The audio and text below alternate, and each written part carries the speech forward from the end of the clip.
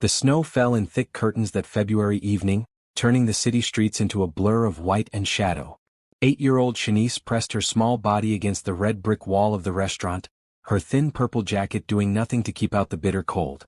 Her lips had turned blue, and her fingers felt like ice inside her worn mittens.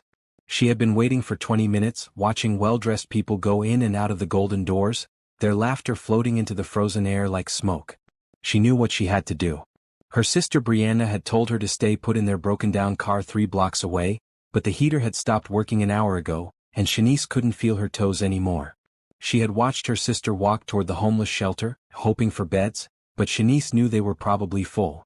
They had been full every night this week. A man stepped out of the restaurant, tall and broad-shouldered, wearing an expensive charcoal coat that fell to his knees.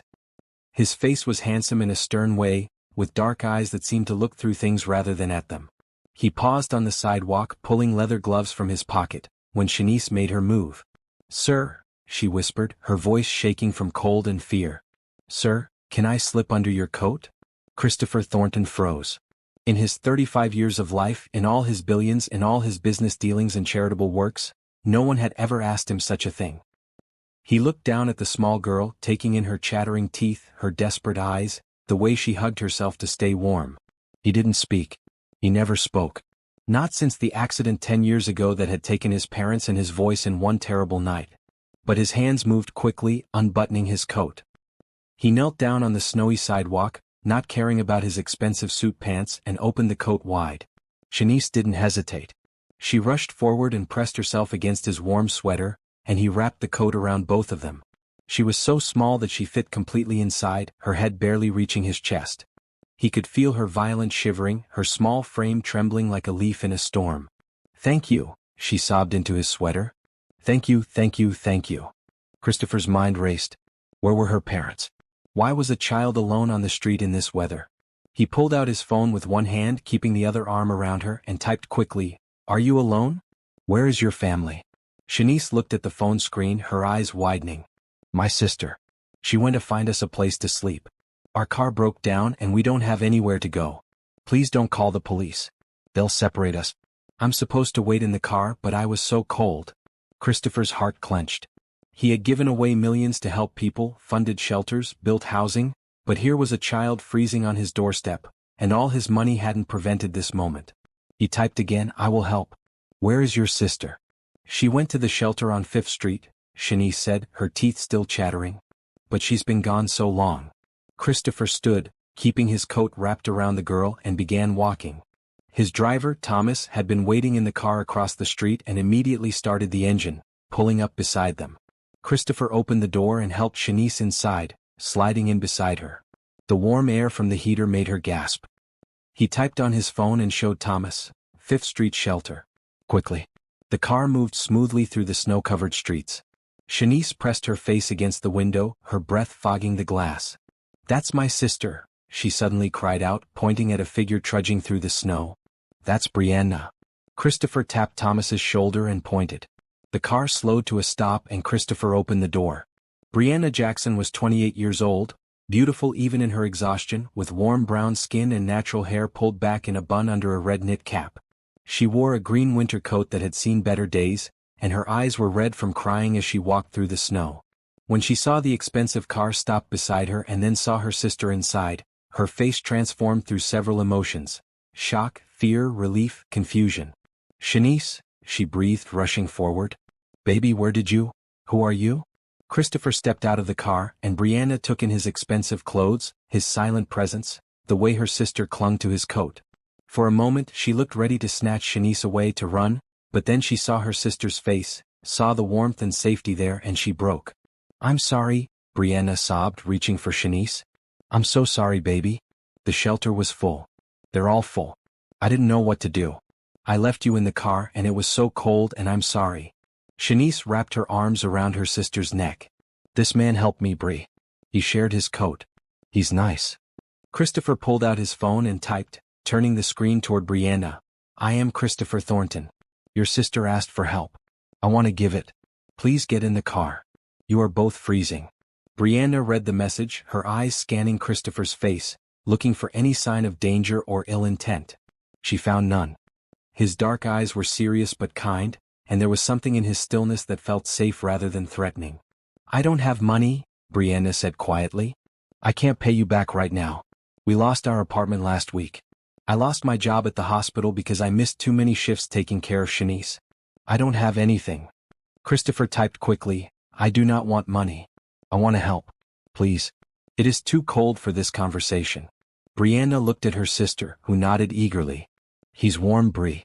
And he's kind. I can tell." Making a decision that would change her life, Brianna climbed into the car. Christopher followed, closing the door against the cold. He typed to Thomas, "Thornton Hotel. Personal suite." As the car moved through the snowy streets, Brianna held Shanice close, feeling the warmth return to her sister's small body. She watched Christopher from the corner of her eye, this silent stranger who had appeared in their darkest moment like an answer to prayers she hadn't dared to speak. "Why are you helping us?" Brianna asked softly. Christopher looked at her, really looked at her, and something shifted in his chest. He saw her strength despite her tears, her fierce love for her sister, her beauty that went beyond her features. He typed, "Because your sister asked. Because you need help. Because I can give it. Is that not enough?" Brianna read the message and felt something crack open inside her. "Yes," she whispered. "Yes, that's enough." The car pulled up to the Thornton Hotel, the most expensive in the city. The doorman rushed forward with an umbrella, and Christopher led them inside, past the staring staff, past the luxurious lobby with its crystal chandeliers and marble floors, into a private elevator that went to the top floor. Shanice had never seen anything so beautiful. "Are we in a palace?" she whispered. Christopher's lips twitched in what might have been a smile. He typed, "Something like that." The penthouse suite was enormous, with floor-to-ceiling windows showing the snowy city below. There were 3 bedrooms, a full kitchen, a living room larger than the apartment Brianna and Shanice had lost. Christopher immediately went to the thermostat and turned up the heat, then moved to the phone. He wrote on a notepad, "What sizes? For clothes. And what food do you like?" "You don't have to." Brianna started, but Christopher held up a hand and wrote, "Please. Let me help. No arguments." Brianna swallowed hard and told him their sizes. Christopher made several calls, typing instructions to someone on the other end, and within 30 minutes, bags began arriving. Warm pajamas, thick socks, toiletries, food from the hotel restaurant. "Take hot showers," Christopher wrote. "Get warm. We will talk after." Brianna wanted to refuse, wanted to maintain some dignity, but she looked at Shanice's blue lips and cold hands and she nodded. "Thank you," she said, her voice breaking. "Thank you so much." Christopher watched them disappear into one of the bedrooms, and he sat down on the couch, his hands shaking slightly. He had built an empire, controlled billions, influenced markets and governments, but he had never felt so needed, so purposeful as he did in this moment. An hour later, Brianna emerged from the bedroom wearing the soft blue pajamas Christopher had provided. Her hair was down now, falling in natural curls around her shoulders, and her face looked younger without the stress and cold. Shanice was already asleep in the big bed, full of warm soup and exhausted from the ordeal. "She's out," Brianna said softly, sitting across from Christopher in the living room. "I don't think she slept well in days." Christopher nodded and pushed a notebook and pen across the coffee table to himself, writing, "Tell me your story. How did you end up on the street?" Brianna took a deep breath. "My parents died 2 years ago. Car accident. Shanice was 6. I became her guardian. I was working as a nurse at City General, had a small apartment, was making it work. Then 6 months ago Shanice got sick. Really sick. She was in the hospital for weeks. I used all my sick days, all my vacation days, but it wasn't enough. They fired me for missing too many shifts. The medical bills piled up. I couldn't pay rent. We've been living in my car for 3 weeks trying to figure it out.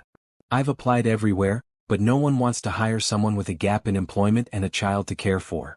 Her voice was steady, but Christopher could see the shame and exhaustion in her eyes. He wrote quickly, "You are not a failure. You are a survivor. You kept your sister alive and safe under impossible conditions. That takes strength." Brianna's eyes filled with tears. "I left her in a cold car tonight. What kind of strength is that?" Christopher leaned forward, making sure she was looking at him. He wrote in large letters, "The kind that keeps going even when everything is impossible. The kind that loves enough to do the hard things. You did not fail. The system failed you." Brianna wiped her eyes. "Why don't you speak?" she asked gently. "You don't have to tell me. I'm curious." Christopher hesitated, then wrote, accident 10 years ago. Lost my parents and my voice in one night. Damage to vocal cords was permanent. I could get surgery but I chose not to. The silence taught me to listen. To really see people. I hear more now than I did when I could speak. I'm sorry about your parents, Brianna said softly. I understand that loss. They sat in comfortable silence for a moment, the kind of silence that felt full rather than empty. Christopher wrote again. Stay here as long as you need. I own this hotel. This suite is yours. Tomorrow we will figure out the rest. But tonight just rest. Be warm. Be safe. I can't just take. Brianna started, but Christopher shook his head and wrote, yes, you can. Sometimes kindness is just kindness. Let it be that simple. Brianna looked at this strange, silent man who had appeared in their lives like a miracle. Okay, she whispered. Okay. Thank you, Christopher. He nodded, stood, and moved toward the door. Before leaving, he wrote one more note and left it on the table. You are not alone anymore. As Christopher walked to his own penthouse 2 floors up, he felt something he hadn't felt in years. Oh, purpose beyond money. A connection to something real. In the suite below, Brianna climbed into bed beside Shanice, pulling her sister close. For the first time in weeks she felt safe. She didn't know what tomorrow would bring, but for tonight they were warm and fed and protected. And somewhere in that expensive hotel, a silent billionaire lay awake, thinking about a little girl's whispered question and her sister's brave, broken eyes, and wondering if maybe, just maybe, he had found something worth more than all his billions. Have you ever wondered what you would do if a child asked you for help in their darkest moment? Would you walk away or would you stop and change their life forever? If this story touched your heart, subscribe to see how Christopher and Brianna's journey unfolds. Comment below, what would you have done in Christopher's place? Morning light filtered through the floor-to-ceiling windows, turning the penthouse suite into a canvas of gold and white. Brianna woke slowly, confused for a moment about where she was. The bed was too soft, the sheets too smooth, the room too quiet. Then memory rushed back, the snow, the stranger, the safety. She turned to check on Shanice and found the space beside her empty. Panic seized her chest as she bolted upright, but then she heard it. Laughter. Her sister's laughter, light and carefree, coming from somewhere in the suite. Brianna pulled on the robe that had been provided and followed the sound to the living room. There she found Shanice sitting at a table laden with breakfast foods. Pancakes, fruit, eggs, bacon, pastries, juice, milk. And sitting across from her, looking somehow less intimidating in casual jeans and a navy sweater, was Christopher. He was showing Shanice something on a tablet and her sister was giggling, pointing at the screen. When Shanice saw Brianna, she jumped up and ran over. Bri, look. Mr. Christopher showed me videos of puppies. And there's so much food. I had 3 pancakes already. Christopher stood, nodding politely at Brianna. He picked up his phone and typed, "Good morning. I hope you slept well. I took the liberty of ordering breakfast. Shanice told me she likes pancakes." "Good morning," Brianna said, feeling awkward in borrowed pajamas and robe, her hair wild from sleep. "Thank you for all this. You didn't have to." Christopher tilted his head slightly and typed, "I wanted Tio. Please eat. Then we can talk about next steps." They sat together at the table and Brianna found herself eating the best meal she'd had in months. Christopher watched them with quiet contentment, occasionally typing something amusing for Shanice on his tablet, making her laugh. "You're good with kids," Brianna observed. Christopher's expression flickered with something Brianna couldn't quite read. He typed, "I have funded many children's programs. Hospitals, schools, shelters. But I rarely interact directly. Shanice is easy to talk to, even without words." After breakfast, Christopher sent Shanice to watch cartoons in one of the bedrooms, then sat down with Brianna in the living room. He had a leather portfolio with him and he opened it carefully. "I have a proposal," he typed. "Please hear me out completely before you respond." Brianna's stomach tightened with anxiety, but she nodded. Christopher wrote quickly, his handwriting neat and clear. "I run a charitable foundation. The Thornton Foundation. It provides housing, education, and support to families in crisis. I need someone to manage the day-to-day operations. Someone who understands what it means to struggle. Someone with compassion and intelligence. I would like to offer you that job." Brianna stared at the words. "I'm a nurse, not a manager. I don't have experience in..." Christopher held up a hand and continued writing. "You have experience in caring for people. In making hard decisions. In managing limited resources. Those are the skills I need. The rest can be learned." The position comes with a salary of $85,000 per year, health insurance for you and Shanice, and housing in my guest house on my property. The guest house is small, 2 bedrooms, but it is warm and safe and yours for as long as you work for me. Brianna's hands trembled. Why would you do this? You don't know me. I could be terrible at this job. I don't understand. Christopher's dark eyes held hers as he wrote, I believe in second chances. I believe that circumstances do not define worth. You protected your sister through impossible odds. That tells me everything I need to know about your character. Also, I am selfish. The foundation needs someone who truly understands the people we help. You are that person. What if I fail? Brianna whispered. I will help you succeed, Christopher wrote. You will not be alone in this. Brianna thought about refusing. Thought about how accepting felt like charity, like admitting defeat. But then she remembered Shanice's blue lips in the snow, the cold car, the full shelters, the desperation. She remembered Christopher's words from last night. Sometimes kindness is just kindness. When do I start? She asked, her voice steady despite the tears on her cheeks. Christopher's eyes crinkled slightly, almost a smile. He wrote, today. If you want. Or take a week to settle in. Your choice. Today, Brianna said firmly. I want to start today. Christopher nodded and wrote, first we get you and Shanice proper clothes. Then I show you the foundation offices and your new home. Sound good? It sounds like a dream, Brianna admitted. A dream I'm afraid to believe in. It is real, Christopher wrote. I promise you that. The next few hours passed in a blur. Christopher took them to an upscale department store, but not the kind where Brianna had ever shopped before. The staff knew him by name or by sight since he couldn't speak, and treated them like royalty. Christopher insisted on getting them everything. Professional clothes for Brianna, play clothes and school clothes for Shanice, winter coats that would actually keep them warm, shoes that fit properly. Every time Brianna tried to protest the expense, Christopher would simply show her his phone. This is what I want to do. Please let me. And Brianna, remembering her promise to accept help with gratitude, would nod and say thank you. Shanice picked out a bright red winter coat with a fluffy hood, and when she saw herself in the mirror, she spun around, her face glowing. Bri, I look like a princess. You are a princess, Brianna said, her throat tight with emotion. Christopher typed to Shanice, the best kind. A brave one. Next, they went to the foundation offices, a modern building in a good part of the city. The staff there greeted Christopher with obvious respect and affection, communicating with him through a mix of sign language, notes, and an understanding that came from working together for years. He introduced Brianna to everyone. Maria Rodriguez, the accountant, Patrick O'Brien, the housing coordinator, Jennifer Lee, the education program director. Each person welcomed Brianna warmly, and she could see in their eyes that they trusted Christopher completely. Christopher showed her to an office, bright and spacious with windows overlooking the city. On the desk was a new computer, office supplies, and a welcome folder with information about every program the foundation ran. Your office, he typed. Take time to learn everything. Ask questions. Make changes if you see ways to improve. This is yours now. I don't know how to thank you, Brianna said, overwhelmed. Christopher wrote, do good work. Help people. That is thanks enough. Finally, as afternoon turned to evening, Christopher drove them to his property. It was in a quiet neighborhood, tree-lined and peaceful. His main house was a beautiful craftsman-style home, and beside it, separated by a garden path, was the guest house.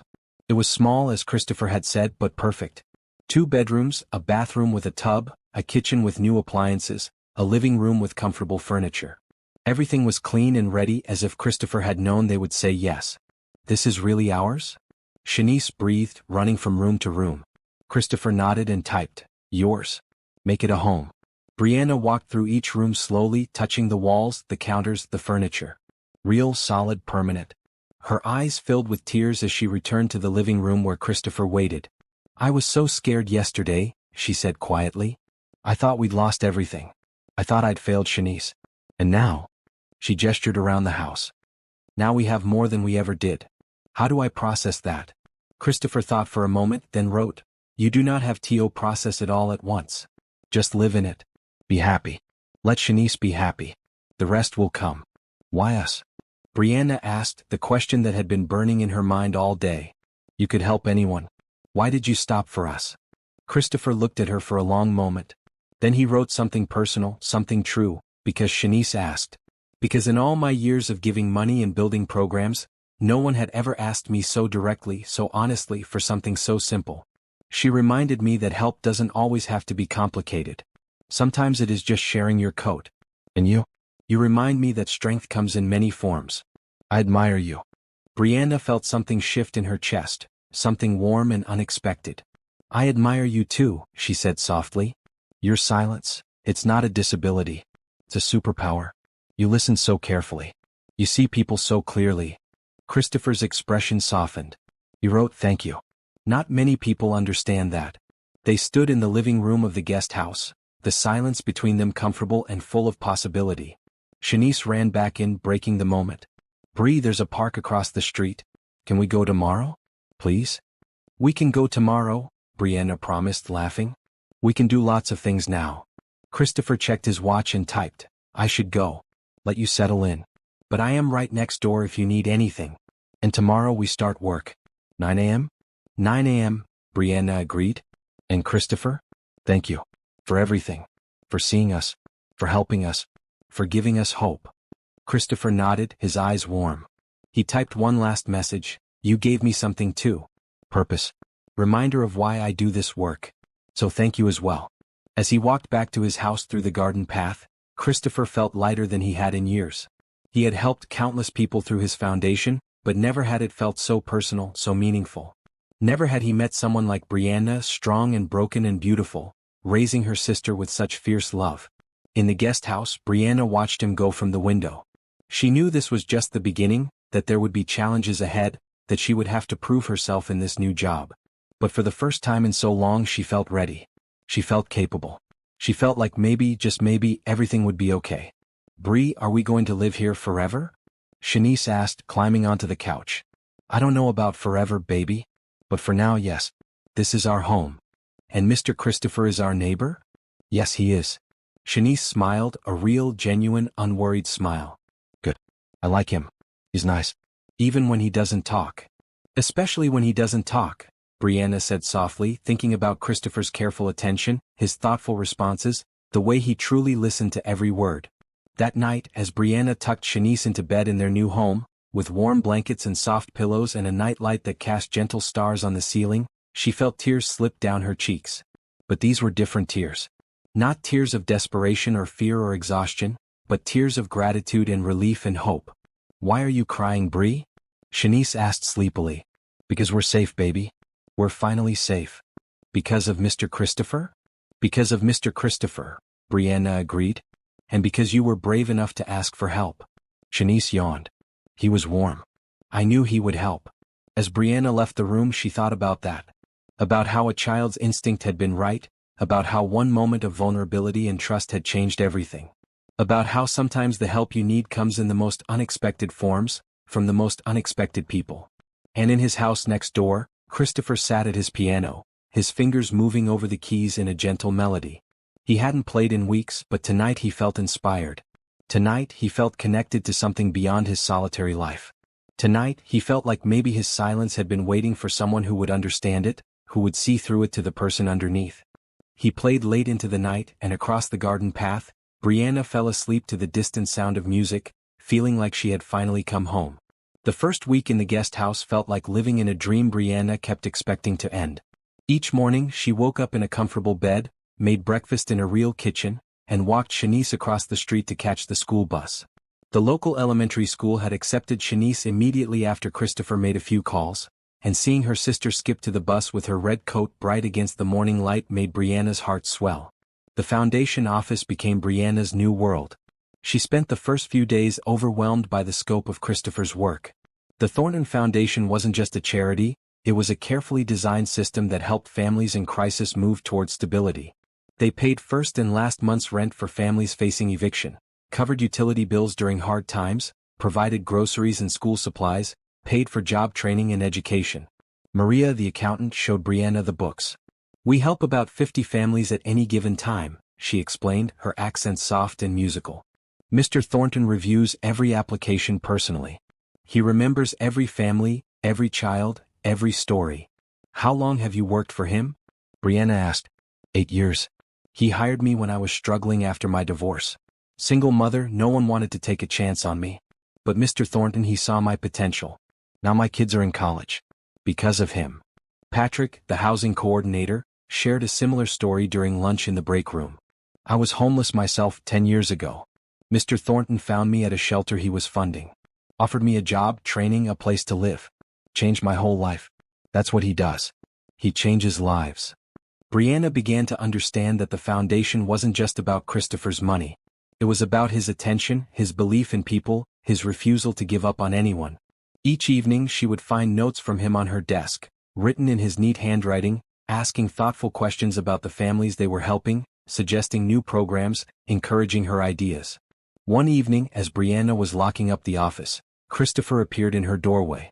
He typed on his phone, "How was your first week?" "Overwhelming." "Amazing." "Humbling," Brianna said honestly. "I had no idea the scope of what you do. You've helped so many people." Christopher shrugged slightly and typed, "Just using what I have. Money means nothing if it sits in accounts. It should move. Should help. Should create opportunity." "Where did you learn that?" "Not many wealthy people think that way." Christopher's expression grew distant. He typed slowly, "My parents. They believed in responsibility. That wealth was a trust, not a trophy. They started this foundation when I was young. When they died, I almost shut it down. Too painful. But then I realized it was my way to honor them. To continue their work. They sound like remarkable people." They were. "I miss them every day." "I miss mine too," Brianna said softly. "It's been 2 years and sometimes it still feels like yesterday." Christopher nodded, understanding in his eyes. He typed, "Grief never leaves completely. It just becomes part of you. Shapes who you are." They stood in comfortable silence for a moment, two people bound by loss, by understanding, by the strange circumstances that had brought them together. "Would you and Shanice like to have dinner with me?" Christopher typed. "I make a decent pasta. Nothing fancy." "You cook?" Brianna asked, surprised. Christopher's lips twitched. "I am full of surprises." "Okay," Brianna said, smiling. "We'd love to." An hour later, Brianna and Shanice walked through the garden path to Christopher's house. Shanice held a bouquet of flowers they'd picked from the garden. "Are these okay to give him, Bri?" "They're perfect, baby." Christopher's house was warm and welcoming, with dark wood floors, comfortable furniture, and photographs on the walls. Not formal portraits, but candid shots of people laughing, children playing, families together. Brianna realized they must be the families the foundation had helped. Christopher took the flowers from Shanice with exaggerated delight, typing, "These are the most beautiful flowers anyone has ever given me. Thank you, Shanice." Shanice beamed. "You're welcome, Mr. Christopher." The kitchen was Christopher's domain. He moved around it with confidence, boiling pasta, making sauce from scratch, preparing garlic bread. Brianna sat at the counter with Shanice, watching him work. There was something mesmerizing about his competence, his focus, the way he moved with purpose. "Can I help?" Brianna offered. Christopher shook his head and typed with one hand while stirring with the other. "Tonight you are my guests. Just relax." Shanice chatted easily about her new school, her new friends, her new teacher Mrs. Anderson, who let her be the line leader twice this week. Christopher listened attentively, nodding and smiling, occasionally typing questions that made Shanice laugh. When dinner was ready, they sat at a table by the window overlooking the garden. The pasta was delicious, the garlic bread perfect, the salad fresh. But more than the food, Brianna enjoyed the atmosphere. The easiness of it. The feeling of family. "This is really good," Brianna said. "Where did you learn to cook?" Christopher typed, "My mother. She insisted I learn. Said a man who could feed himself and others would never be helpless. She was right. She sounds like a wise woman. She was tough too. Did not accept excuses or self-pity. Even after my accident, when I wanted to hide from the world, she pushed me to keep living. To find purpose beyond my pain. I think she'd be proud of you," Brianna said softly. Christopher's expression softened. He typed, "I hope so. I try to live up to their example. Some days are easier than others." After dinner, Christopher showed Shanice his piano. "Do you play?" he typed to her. "No. But I always wanted to learn." Christopher pulled out the bench and patted the seat beside him. He placed Shanice's small hands on the keys and began to teach her a simple melody. Brianna watched from the doorway, her throat tight with emotion. Christopher was so patient, so gentle, celebrating every correct note, encouraging her through mistakes. "Bri, I'm playing piano," Shanice called out, her face glowing with joy. I hear you, baby. You sound beautiful. Christopher typed to Shanice, you are a natural. Would you like to take lessons? I could teach you. If your sister approves. Shanice turned to Brianna with pleading eyes. Can I, Bri? Please? Brianna hesitated. It felt like accepting too much, becoming too dependent. But then she remembered, accept help with gratitude. If Mr. Christopher is willing to take the time, then yes. Christopher nodded and typed, every Saturday morning. If that works. As the evening wound down and Brianna prepared to take Shanice home, Christopher walked them to the door. He typed, thank you for coming. It was nice to have company. The house feels less empty with people in it. Thank you for dinner. And for the piano lessons. You're very kind to us. Christopher looked at her, his dark eyes serious. He typed carefully, it is not kindness. It is selfishness. I enjoy your company. Both of you. You make me remember what it feels like to connect with people. To be more than just the silent billionaire. Brianna felt something flutter in her chest. You're so much more than that. I hope you know that.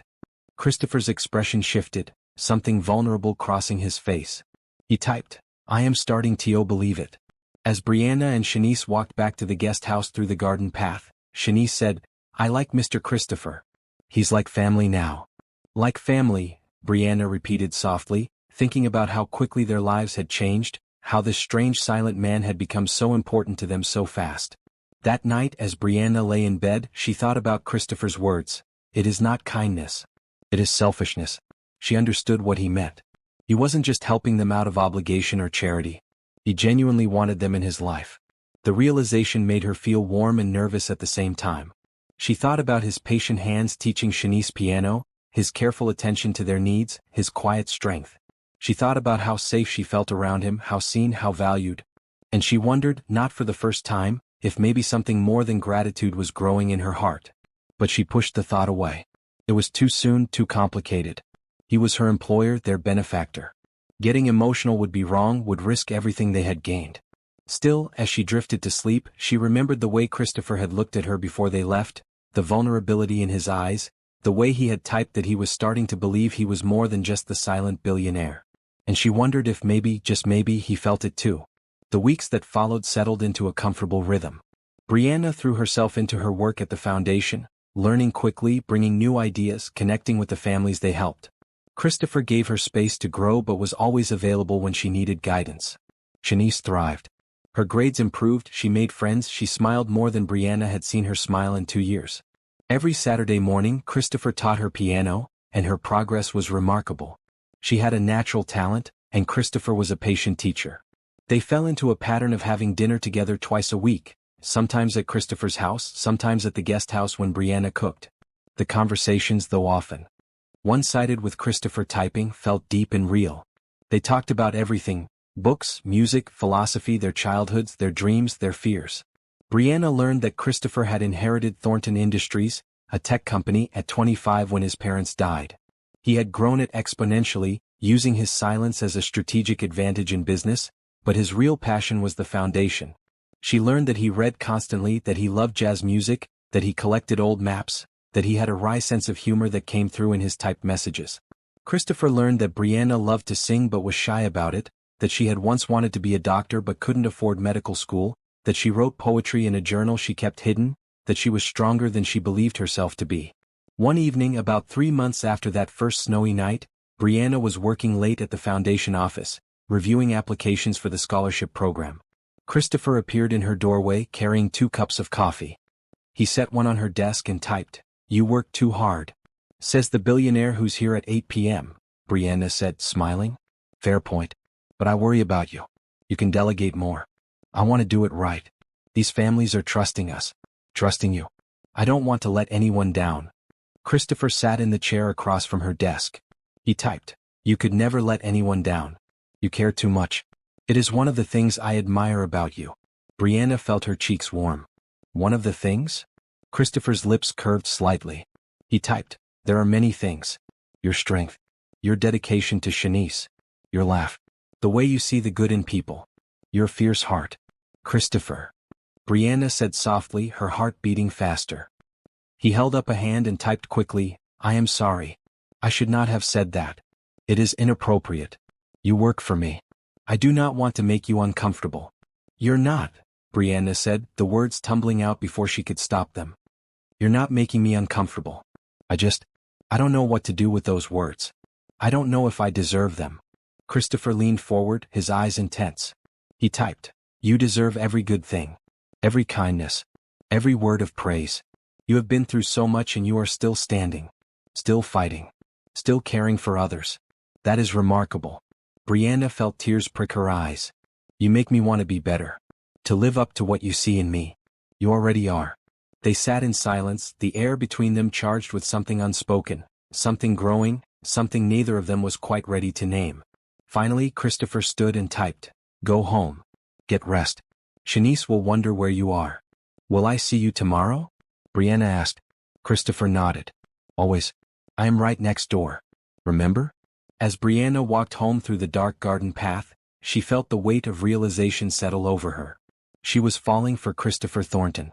For his kindness, his strength, his silence that felt like a gift rather than a limitation. She was falling for the way he saw her, the way he believed in her, the way he made her feel safe and valued and worthy. And the scariest part was that she thought maybe he was falling for her too. In his house, Christopher stood at the window watching the light turn on in the guest house.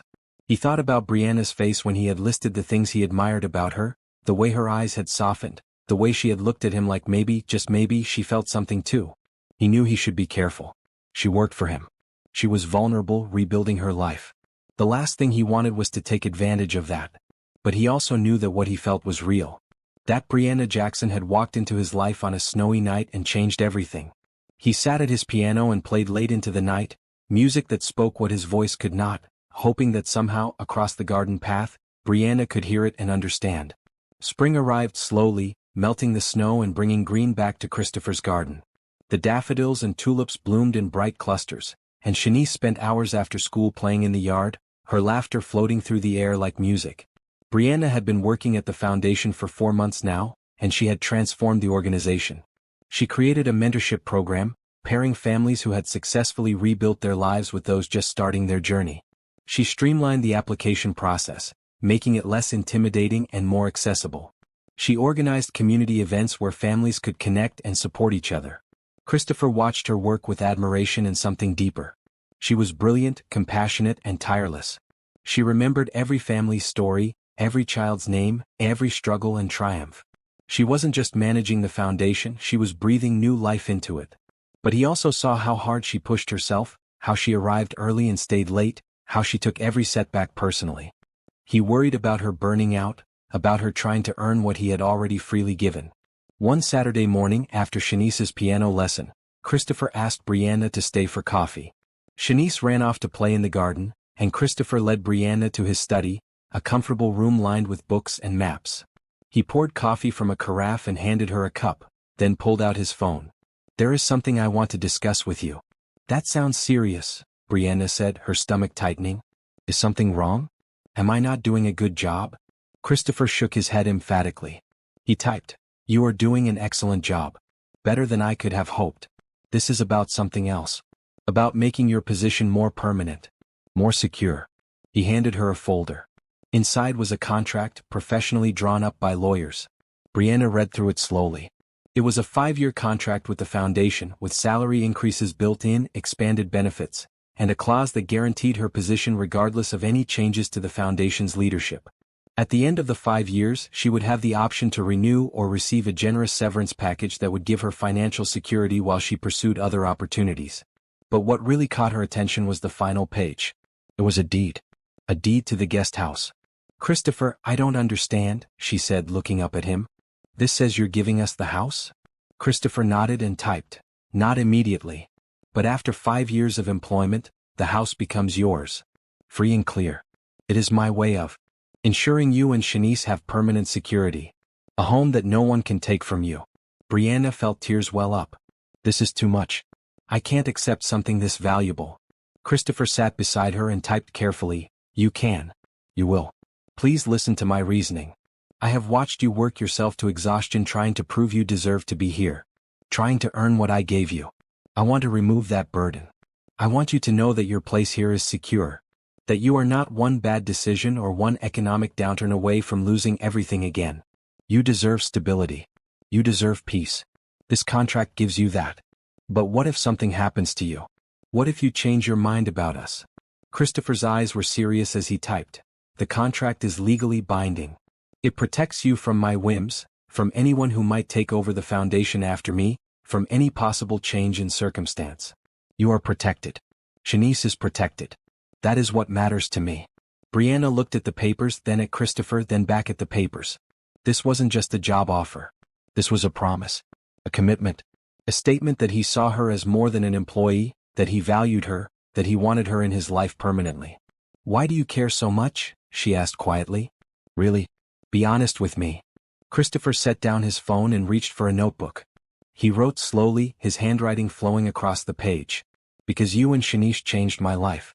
Before that night in the snow, I was going through motions. Running the foundation because it was my duty, not my passion. Living in this big house alone, having relationships that were polite but not real. I was successful but empty. Then Shanice asked to slip under my coat, and everything shifted. Suddenly my work had a face, a story, a heart. Suddenly my home felt alive because you were next door. Suddenly I had someone to cook dinner for, to share ideas with, to care about. I know this is complicated because I am your employer. I know there is a power imbalance. That is why this contract is important. It ensures you can say no to me, can challenge me, can leave if you want, all without risking your security. It makes us more equal. But beyond all the practical reasons, the truth is simple. I care about you and Shanice. I want you in my life. Not just as employees or neighbors, but as family. As people who matter. You have become essential to me, and I want to be essential to you in a way that feels safe and right. Brianna read the note 3 times, her hands shaking. She looked at Christopher, really looked at him, and saw the vulnerability in his eyes, the hope, the fear of rejection. Can I tell you something? She asked softly. Christopher nodded. When you found us that night, I was at my lowest point. I thought I had failed Shanice. Failed my parents. Failed everything. I was ready to give up. And then you appeared, this silent stranger who saw us, really saw us, and chose to help without judgment, without conditions, without making us feel small. You gave us more than shelter and jobs. You gave us dignity. You gave us hope. She paused, gathering courage. And somewhere along the way you gave me something else. You made me believe I could be more than just a survivor. You made me want to build a life again, to dream again. You made me feel. She stopped, not quite ready to finish the sentence. Christopher leaned forward, his eyes questioning. Brianna took a deep breath. You made me feel like maybe I could be loved again. Not pitted, not rescued, but truly loved. For who I am, with all my mess and damage and fear. Christopher's hand moved to hers, his fingers gentle. He picked up his phone with his other hand and typed. You are loved. Not despite your mess and damage and fear, but including it. All of it. Every part of you is worth loving. Is this appropriate? Brianna whispered. You're my employer. What if people think? Christopher typed quickly. That is why the contract is important. It separates my personal feelings from your professional security. If you do not feel the same way, you can still sign it. Your job is safe either way. But if you do feel something, then we can figure out how to navigate this together. Carefully. Respectfully. Honestly. Brianna looked at their hands, his larger one covering hers, warm and steady. She thought about the last 4 months, the dinners, the conversations, the way her heart lifted every time she saw him. She thought about how safe she felt with him, how valued, how seen. I feel something, she admitted. I've been trying to tell myself it was just gratitude. But it's not. It's more. Christopher's eyes brightened. He typed, what is it? I don't know yet, Brianna said honestly. It's too new, too fragile. I don't want to rush it or ruin it. But I know I care about you. I know I think about you all the time. I know that when Shanice calls you Uncle Chris now, it makes my heart happy because it feels right. Christopher smiled, a real, full smile that transformed his face. He typed, Uncle Chris. I like that. So what do we do? Brianna asked. How do we do this without making it weird or complicated? Christopher thought for a moment, then typed. We take it slow. We keep being honest. We protect Shanice above everything. We make sure you feel safe and respected at every step. And we sign this contract first, so you know your security is separate from my feelings. Brianna picked up the contract again, reading through it more carefully. It was fair, generous, and clearly designed to protect her and Shanice. She saw Christopher's care in every clause, his determination to do right by them. "Where do I sign?" she asked. Christopher handed her a pen and Brianna signed the contract on his desk, making it official. 5 years at the foundation with the guest house becoming theirs at the end. Security. Stability. Home. After she signed, Christopher signed as well, then carefully placed the contract in a protective folder. He typed, "This goes to my lawyer on Monday. It will be filed and protected. You will get a copy for your records." "Thank you," Brianna said. "For all of this. For caring enough to make sure we're protected." Christopher typed, "I will always make sure you are protected. That is a promise." They sat in comfortable silence for a moment, and then Christopher typed something else. "Would you let me take you to dinner sometime? A real dinner. Not just US cooking at home. Somewhere nice. Just the two of us. Like a date?" Brianna asked, her heart racing. Christopher nodded. "Like a date. If you want." Brianna thought about it. Thought about Shanice, about work, about all the practical complications. Then she thought about Christopher's careful hands on piano keys, his thoughtful notes, his silent presence that had become so important to her. "Yes," she said. "I want that." Christopher's smile could have lit the whole room. That evening, as Brianna made dinner in the guest house, Shanice chattered about her piano lesson and the flowers she'd picked in the garden. Brianna listened with half her attention, the other half thinking about Christopher, about the contract, about the possibility of something beautiful growing between them. "Bri, are you listening?" Shanice asked. "Sorry, baby. What did you say?" "I said, do you like Uncle Chris?" Brianna's hands stilled over the vegetables she was chopping. "Of course I like him. He's been very good to us." "No, I mean, do you like him? Like the way people like each other in movies?" Brianna turned to look at her sister. "Why do you ask that?" Shanice shrugged. "Because he looks at you the way Prince Eric looks at Ariel. And you look at him the way Ariel looks at Prince Eric. Like you're happy just seeing each other." Brianna knelt down to Shanice's level. "How would you feel about that? If Uncle Chris and I liked each other that way?" Shanice thought about it seriously. "I think it would be good. He makes you smile. And he's nice to me. And we're already kind of like a family anyway. It would just make it more real." "You're pretty smart for an 8-year-old, Brianna said, pulling Shanice into a hug. "I know," Shanice said confidently. "Mrs. Anderson says I'm gifted." Later that night, after Shanice was asleep, Brianna sat at her window looking across the garden at Christopher's house. The light was on in his study and she could see his silhouette at the piano. She pulled out her phone and sent him a text. "Thank you for today. For everything. I'm looking forward to our dinner." A moment later her phone buzzed with his reply, "Me too. Sleep well, Brianna." She smiled at the screen, feeling something warm and hopeful bloom in her chest. For the first time in years she felt like she was exactly where she was supposed to be, with people who valued her, in a home that was becoming truly hers. And as she drifted to sleep, she heard the faint sound of piano music floating through the spring air, Christopher's way of saying goodnight, his silence speaking volumes about everything he felt but couldn't say. The next few weeks were filled with anticipation. Christopher and Brianna continued their normal routines, but there was an undercurrent of excitement, of possibility. They were careful at the foundation, maintaining professional boundaries, but their lunch breaks together felt different now, charged with awareness. Christopher planned their date carefully. He chose a restaurant that was quiet and elegant but not stuffy, somewhere they could talk without being overheard. He arranged for Mrs. Chin, the kindly older woman who lived 2 houses down and adored Shanice, to stay with her for the evening. On the night of the date, Brianna stood in front of her closet, nervous. She had a new dress, a simple blue number that Christopher had noticed in a store window during one of their walks and subtly suggested would look beautiful on her. She hadn't worn anything so nice in years. Shanice sat on the bed, offering commentary. "That one. Definitely that one. You look like a princess." "I'm nervous," Brianna admitted. "What?" "It's just Uncle Chris." "That's exactly why. What if it's awkward? What if we can't figure out how to be more than what we are?" Shanice rolled her eyes with all the wisdom of 8 years. "Bri, you guys are already more. You just haven't kissed yet. That's the only difference." Brianna laughed despite her nerves. "When did you get so wise about romance?" "I pay attention," Shanice said smugly. When Christopher knocked on the door at 7, Brianna's breath caught. He was wearing a dark suit with a maroon tie, and he looked handsome and nervous and somehow vulnerable despite his usual calm demeanor. He held out a small bouquet of flowers, not roses but wildflowers from his garden, and typed on his phone, "You look beautiful."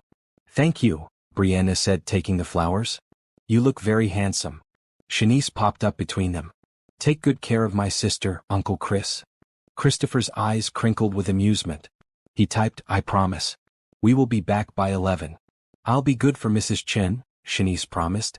Have fun being all romantic and stuff. In the car, as Thomas drove them into the city, Brianna and Christopher sat close but not touching, both acutely aware of the shift happening between them. Christopher reached for his phone and typed, Nervous? Terrified, Brianna admitted. You? Christopher nodded and typed, Same. I have not done this in a very long time. Dated? Christopher nodded. Most women do not want a man who cannot speak. And the ones who do not mind usually want my money more than me. That's sad, Brianna said softly. Their loss. Christopher looked at her, something warm in his eyes. He typed, Not anymore. I found someone who sees me. Really sees me. The restaurant was perfect, intimate and quiet, with soft lighting and excellent food. Christopher had clearly called ahead, because the staff was prepared to communicate with him through notes and knew to give them a corner table with privacy. They talked about everything and nothing. Christopher typed quickly on his phone, and Brianna responded, their conversation flowing easily despite the method. They discovered shared loves of mystery novels and old jazz music. They laughed about Shanice's precocious observations. They talked about their dreams for the foundation, for Shanice's future, for their own lives. Can I ask you something personal? Brianna said over dessert. Christopher nodded. Have you ever considered surgery to restore your voice? Christopher was quiet for a long moment. Then he typed, Yes. Many times. Especially in the early years. But the doctor said success was not guaranteed. There was risk of making things worse. And over time I realized something. My silence taught me to listen. To really hear people. To pay attention to more than words. It made me better at helping people. More thoughtful. More careful. So I chose to keep it. To accept it as part of who I am. I'm glad you did, Brianna said. Your silence is beautiful. It's one of the things I love about you. The words hung in the air. Love. She had said love even in that casual way, and both of them felt the weight of it. Christopher reached across the table and took her hand. He typed with his other hand, I love things about you too. More things than I can type in one sitting. Brianna laughed, squeezing his hand. Maybe you can tell me one at a time. We have time. We have time, Christopher agreed, and the promise in those words made Brianna's heart soar. On the drive home, Brianna rested her head on Christopher's shoulder, and he wrapped his arm around her. It felt natural, right, like coming home. At her door, Christopher walked her to the entrance. He typed, Thank you for tonight. For taking a chance on this. Thank you for planning such a perfect evening, Brianna said. They stood facing each other, aware of the moment, of its potential. Christopher cupped her face gently with one hand, his eyes asking permission. Brianna nodded, and he leaned down, pressing his lips to hers in a kiss that was soft and sweet and full of promise. When they pulled apart, Brianna was smiling. That was worth waiting for. Christopher's eyes were bright. He typed, First of many? First of many, Brianna confirmed. Inside, Mrs. Chen reported that Shanice had been perfect, had done her homework, had gone to bed without argument. After the older woman left, Brianna checked on her sister and found her awake, reading with a flashlight under the covers. How was it? Shanice whispered. Perfect, Brianna said, sitting on the edge of the bed. He's a good man. I know. Are you happy? I'm very happy, baby. Good. You deserve to be happy, Bri. You take care of everyone. It's nice someone is taking care of you. Brianna hugged her sister tight. When did you get so wise? I was born this way, Shanice said, and Brianna laughed. Across the garden, Christopher stood at his window looking toward the guest house. He had kissed Brianna Jackson. He had held her hand. He had told her in his way that he loved her. And she had said it back in her way. For the first time since his parents died, Christopher felt truly alive. Not just going through motions, not just fulfilling duties, but living, feeling, hoping, loving. He sat at his piano and played late into the night, music that spoke of joy and possibility, of second chances and new beginnings, of love found in unexpected places on snowy nights when a little girl asked a simple question that changed everything. And in the guest house, Brianna fell asleep smiling, thinking about Christopher's gentle kiss, his careful hands, his beautiful silence that said more than words ever could. They were building something real. Something lasting. Something worth everything they had been through to find it. The weeks following their first date felt like spring itself, everything blooming and new and full of promise. Brianna and Christopher continued to take things slowly, mindful of Shanice and wanting to build a foundation of friendship before rushing into anything deeper. But the shift between them was undeniable. The way Christopher's hand would brush hers when they walked through the garden. The way Brianna's face lit up when she saw him. The way they communicated now, not just through typed words but through glances, smiles, small gestures that spoke volumes. At the foundation they maintained professionalism, but everyone could see the change. Maria winked at Brianna one afternoon and said, "Mr. Thornton is smiling more. I think that is because of you." "He's always been a good man," Brianna said, trying to deflect. "Yes, but now he is also a happy man. Different thing entirely." Patrick noticed too. "You're good for him," he told Brianna during a site visit to one of the families they were helping. "He's been lonely for so long. Even with all his philanthropy, he's been isolated. You brought him back to life." "He did the same for me," Brianna said honestly. "We saved each other, I think." The foundation continued to grow under their joint leadership. Brianna proposed a new program focused on education and job training, and Christopher immediately approved the funding. They visited families together, Christopher's silent presence somehow comforting to people in crisis, Brianna's warmth and understanding creating instant connections. One family in particular touched both of them deeply. The Johnsons were a young couple with 3 children, facing eviction after Mr. Johnson lost his job due to a medical emergency. Mrs. Johnson worked 2 part-time jobs but couldn't cover rent alone. Brianna and Christopher arrived at their small apartment to find it clean but sparse, the children's toys carefully organized, dinner cooking on the stove despite their crisis. Mrs. Johnson, a petite woman named Kenji with gentle eyes and a tired smile, welcomed them warmly. "Thank you for coming," she said, her voice thick with emotion. "I didn't know where else to turn." Christopher nodded and gestured for her to sit. Brianna sat beside her, taking her hand. "Tell us everything. We're here to help." As Kenji shared their story, tears flowing, Christopher typed notes on his tablet. Medical bills from Mr. Johnson's surgery. Missed work. Depleted savings. 3 months behind on rent. Facing eviction in 2 weeks. When she finished, Christopher showed them his tablet. "We will pay your back rent in 3 months forward. We will help Mr. Johnson find a new job through our training program. We will cover your medical bills. You will not lose your home." Kenji broke down completely, sobbing with relief. "What? Why would you do this for us?" Brianna spoke gently. "Because everyone deserves a chance. Because hard times don't mean you're failing. They just mean you're human. We've all needed help at some point." "I was homeless 4 months ago," Brianna admitted, surprising herself with the confession. "My sister and I were living in a broken-down car. Mr. Thornton found us and gave us a second chance. Now we're doing the same for others. That's how kindness works. It spreads." Christopher reached over and squeezed Brianna's hand, his eyes warm with admiration. The Johnson children, who had been playing quietly in the corner, came over to thank them. The oldest, a girl about Shanice's age named Lily, hugged Brianna tightly. "You're like angels," she whispered. After they left, walking back to Christopher's car, Brianna felt overwhelmed with emotion. Christopher noticed and pulled her into a side hug, something he had started doing more often. He typed on his phone with one hand. "You okay?" "I'm good. Just remembering how scared I was. How hopeless I felt. And now we're on the other side helping others feel less hopeless. It's powerful." Christopher stopped walking and turned to face her. He typed carefully, "You are powerful. Your empathy, your strength, your ability to connect with people. You make the foundation more than just money. You make it personal. Real. Meaningful." "We make it meaningful," Brianna corrected. "Together." "Together," Christopher agreed, and the word felt significant, like a promise extending beyond their work. That weekend, Christopher suggested a family outing. He packed a picnic basket and the 3 of them drove to a nearby lake. It was a perfect May day, warm but not hot, with a breeze that carried the scent of flowers. Shanice ran ahead to the water's edge, squealing with delight. Christopher spread out a blanket under a large oak tree, and he and Brianna watched her play. "She's so different from that night in the snow," Brianna said softly. "She was so small, so scared. Now look at her." Christopher typed, "Children are resilient. Give them love and safety and they bloom." "Thank you for loving her," Brianna said, turning to look at him. "She talks about you like your family. Uncle Chris this, Uncle Chris that. You're so important to her." Christopher's expression grew serious. He typed, "She is important to me too. Both of you are." I want you to know that this is not casual for me. What we are building.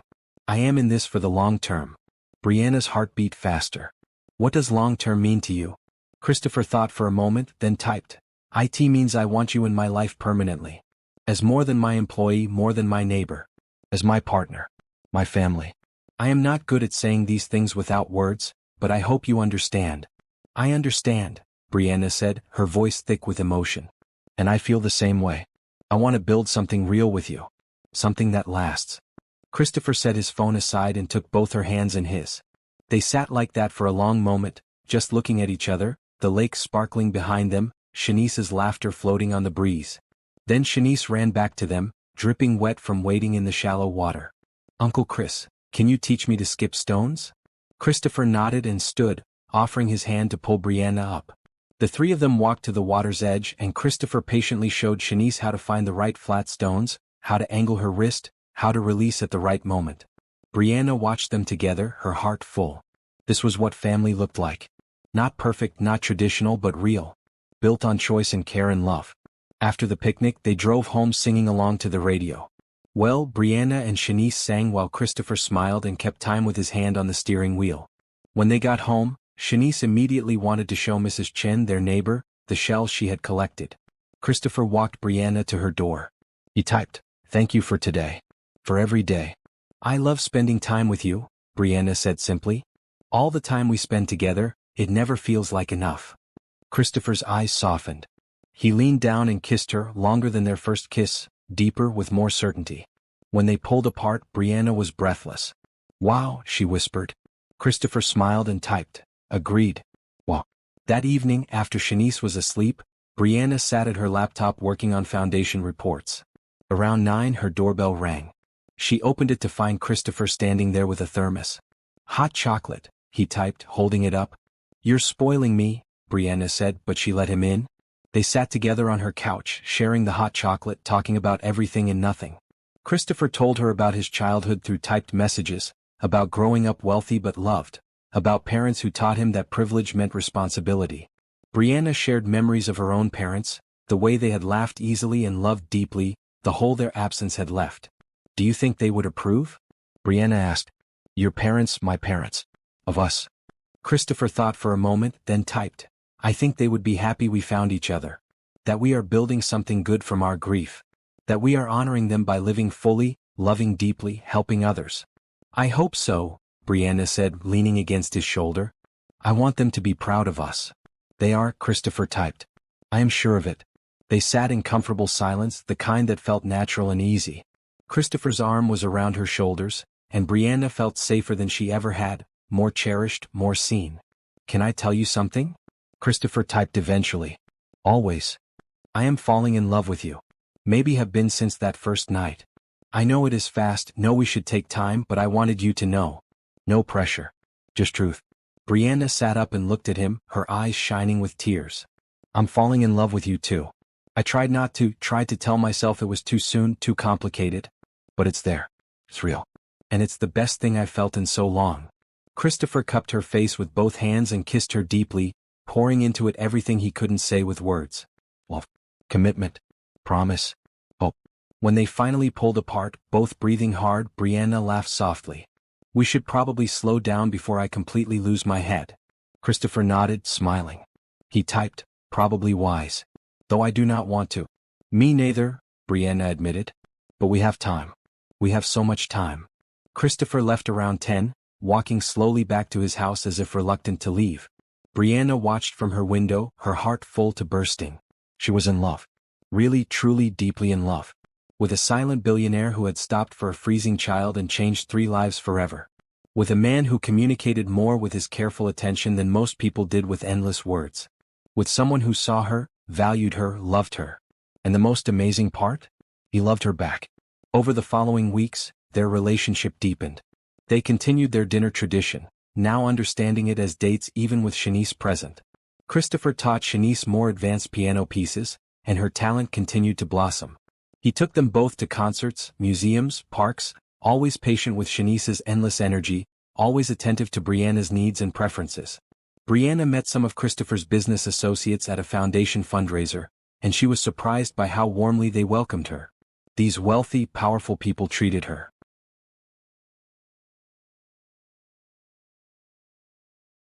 as Christopher's equal, asking her opinion on foundation programs, praising her work, making her feel valued beyond her relationship with Christopher. One older businessman, Mr. Patterson, pulled her aside. "Christopher is like a son to me," he said. "I've known him since he was a boy. I've never seen him this happy, this alive. Whatever you're doing, keep doing it." "I'm just being myself," Brianna said, somewhat overwhelmed. "That's exactly what he needs," Mr. Patterson said. "Someone real. Someone who sees him and not his bank account. You're good for each other. Anyone can see that." The comment made Brianna think. She and Christopher were good for each other. They balanced each other, challenged each other, supported each other. Their past had wounded them both, but together they were healing. One evening, about 6 months after that first snowy night, Brianna was tucking Shanice into bed when her sister asked, "Are you going to marry Uncle Chris?" Brianna's hands stilled on the blanket. "What makes you ask that?" "Because you love him. And he loves you. And we're already kind of like a family. Marriage just makes it official, right? It's more complicated than that, baby." "What? You're happy. He's happy. I'm happy. What's complicated?" Brianna smiled at her sister's simple logic. "Nothing, I guess. But these things take time. We're not rushing." "Okay," Shanice said, yawning. "But when you do get married, can I be in the wedding?" "When we get married," Brianna said, the words feeling natural, "you'll be the most important person there." That night, Brianna lay in bed thinking about Shanice's question. Would Christopher want to marry her? Was that where they were heading? The thought thrilled and terrified her in equal measure. Her phone buzzed with a text from Christopher. "Are you awake?" "Yes. Just thinking." "About what?" "About us. About the future. About how fast everything is moving." There was a pause, then, "Is it moving too fast?" "No. Feels right. That's what scares me. How right it feels." "I understand. It scares me too. But good scared. Like standing at the edge of something beautiful and deciding to jump." Brianna smiled at her phone. "When did you become a poet?" "You inspire me." They texted back and forth for another hour, sharing hopes and fears and dreams. When they finally said goodnight, Brianna felt settled. Whatever the future held, they would face it together. And across the garden, Christopher sat at his piano, his fingers moving over the keys in a melody that spoke of love and trust and the beautiful uncertainty of building something new with someone precious. They were taking their time, but they were also moving forward, step by careful step, toward a future neither of them had dared to imagine on that snowy night 6 months ago. A future built on kindness, hope, and a love that grew deeper with every shared moment, every honest conversation, every gentle touch. They were building trust. And in that trust they were finding home. Are you rooting for Brianna and Christopher? Do you believe that true love can grow from the most unexpected beginnings? If you want to see how their story continues, subscribe and comment your thoughts. Love thrives when we believe in second chances. Summer arrived in full force, bringing long days and warm evenings perfect for sitting in Christopher's garden. The foundation was busier than ever, with new applications coming in daily. Brianna had settled into her role completely, managing staff meetings, reviewing applications, visiting families, and implementing new programs with Christopher's full support. One Wednesday afternoon, Christopher appeared in Brianna's office with an unusual request typed on his tablet. "I want to show you something. Can you take the afternoon off?" "Show me what?" Brianna asked, curious. "A surprise. Please." Brianna laughed and grabbed her bag. "You know I can't resist a mystery." They drove for about an hour outside the city, into a neighborhood Brianna didn't recognize. It was a working-class area, modest homes and small businesses, people sitting on porches in the summer heat. Christopher pulled up to a community center, a renovated building with bright murals on the walls and children playing basketball in the outdoor court. He led Brianna inside, where they were immediately greeted by enthusiastic staff and families. "Mr. Thornton," a young woman exclaimed, coming forward to hug him. "We didn't know you were coming today." Christopher smiled and gestured to Brianna, typing. "This is Brianna Jackson, my partner at the foundation. Brianna, this is the Riverside Community Center. One of our first projects." For the next several hours, Brianna met families whose lives had been transformed by the foundation. She met single mothers who had gone back to school through scholarship programs. She met former addicts who had gotten sober with the help of counseling services the foundation funded. She met children whose families had been saved from homelessness, now thriving in stable housing. Each person had a story and each story included Christopher. But what struck Brianna most was how little they knew about his wealth. To them he wasn't a billionaire, just Mr. Thornton, the quiet man who had believed in them when no one else would. One older woman, Miss Grace, pulled Brianna aside. "That man saved my family," she said, her eyes wet. 3 years ago my grandson got sick. Needed expensive treatment we couldn't afford. Mr. Thornton, he paid for everything. Didn't make a fuss about it, just did it. My grandson is healthy now, starting high school. We would have lost him without Mr. Thornton's help." "He's a remarkable person," Brianna said softly. "He is. And you're good for him. I can tell. He's different around you. Lighter. Happier." Another family, the Washingtons, showed Brianna their small business, a bakery the foundation had helped them open after Mr. Washington lost his factory job. "We were ready to give up," Mrs. Washington said, her hands flour-dusted from kneading dough. "But Mr. Thornton, he saw potential in my husband's baking. Gave us the loan to start this place, helped with permits and business planning.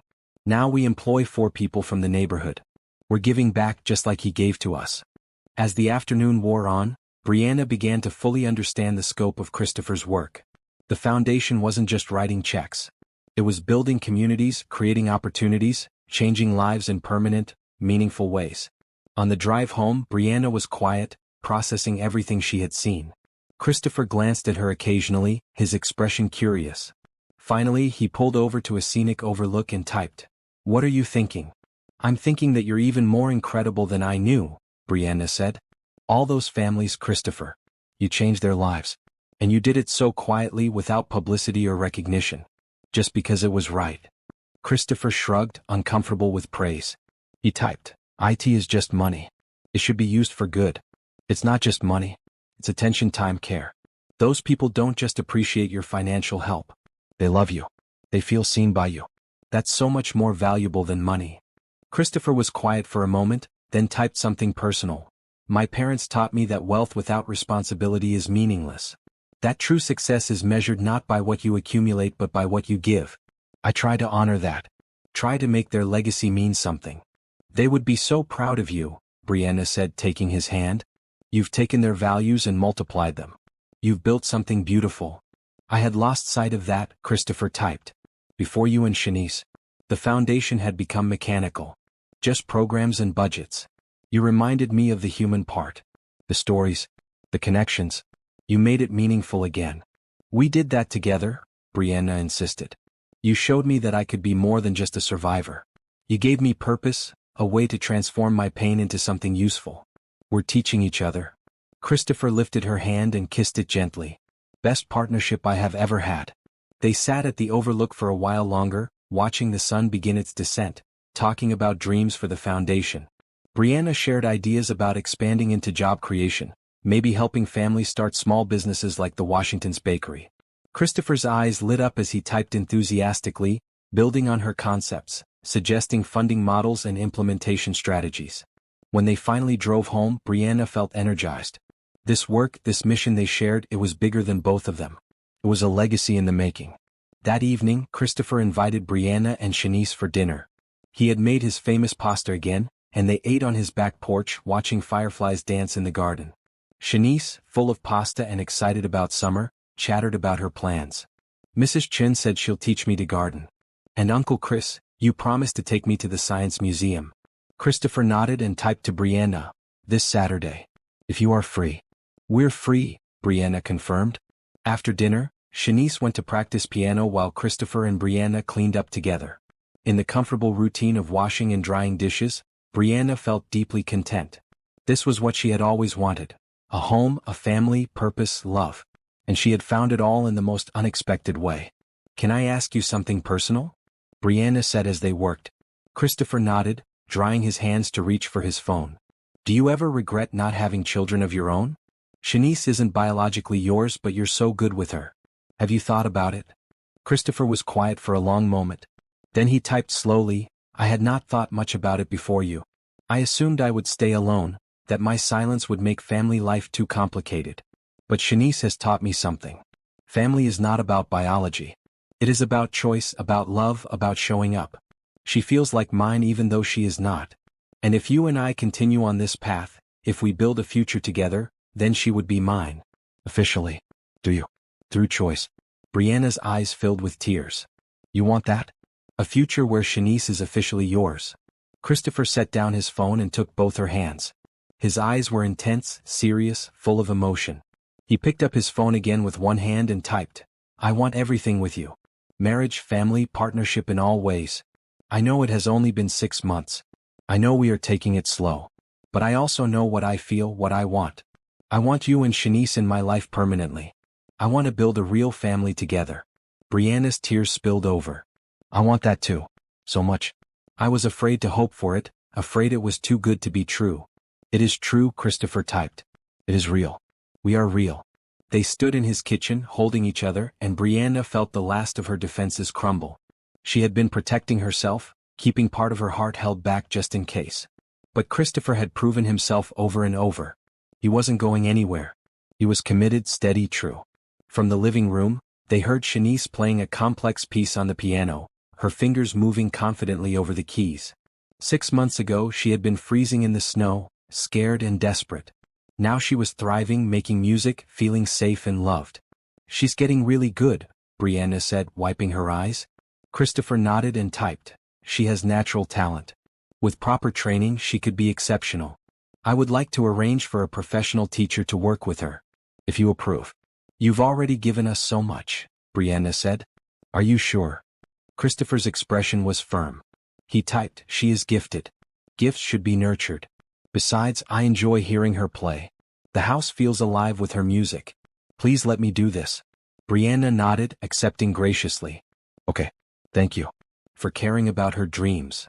Not just her dreams, Christopher typed. Yours too. What are your dreams, Brianna? Beyond the foundation, beyond taking care of Shanice? What do you want for yourself? No one had asked Brianna that question in years.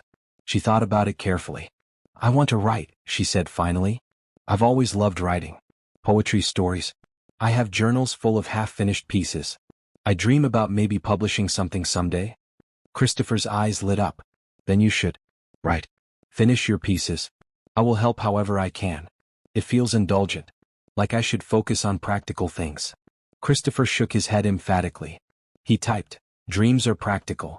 They keep us alive, keep us growing. Your writing is a gift. Do not hide it because of guilt or fear. The world deserves to hear your voice. Brianna smiled through her tears. How do you always know exactly what to say? Because I listen. Because I pay attention. Because I care. They returned to the living room where Shanice had finished her piece and was flipping through sheet music. Uncle Chris, can you play something with me? A duet. Christopher nodded and sat beside her at the piano bench. He placed a piece of music in front of them, something he had clearly prepared in advance. They played together, Shanice's part simpler but complementary to Christopher's more complex melody. Brianna watched from the couch, her heart overflowing. This was family. This beautiful, unlikely, perfect family they had built from desperation and kindness and hope. When the duet ended, Shanice threw her arms around Christopher. That was so cool. Can we play it for Bree's birthday next month? Christopher looked at Brianna, surprised. Your birthday? Yeah, but it's not a big deal, Brianna said quickly. Christopher's expression said it was absolutely a big deal.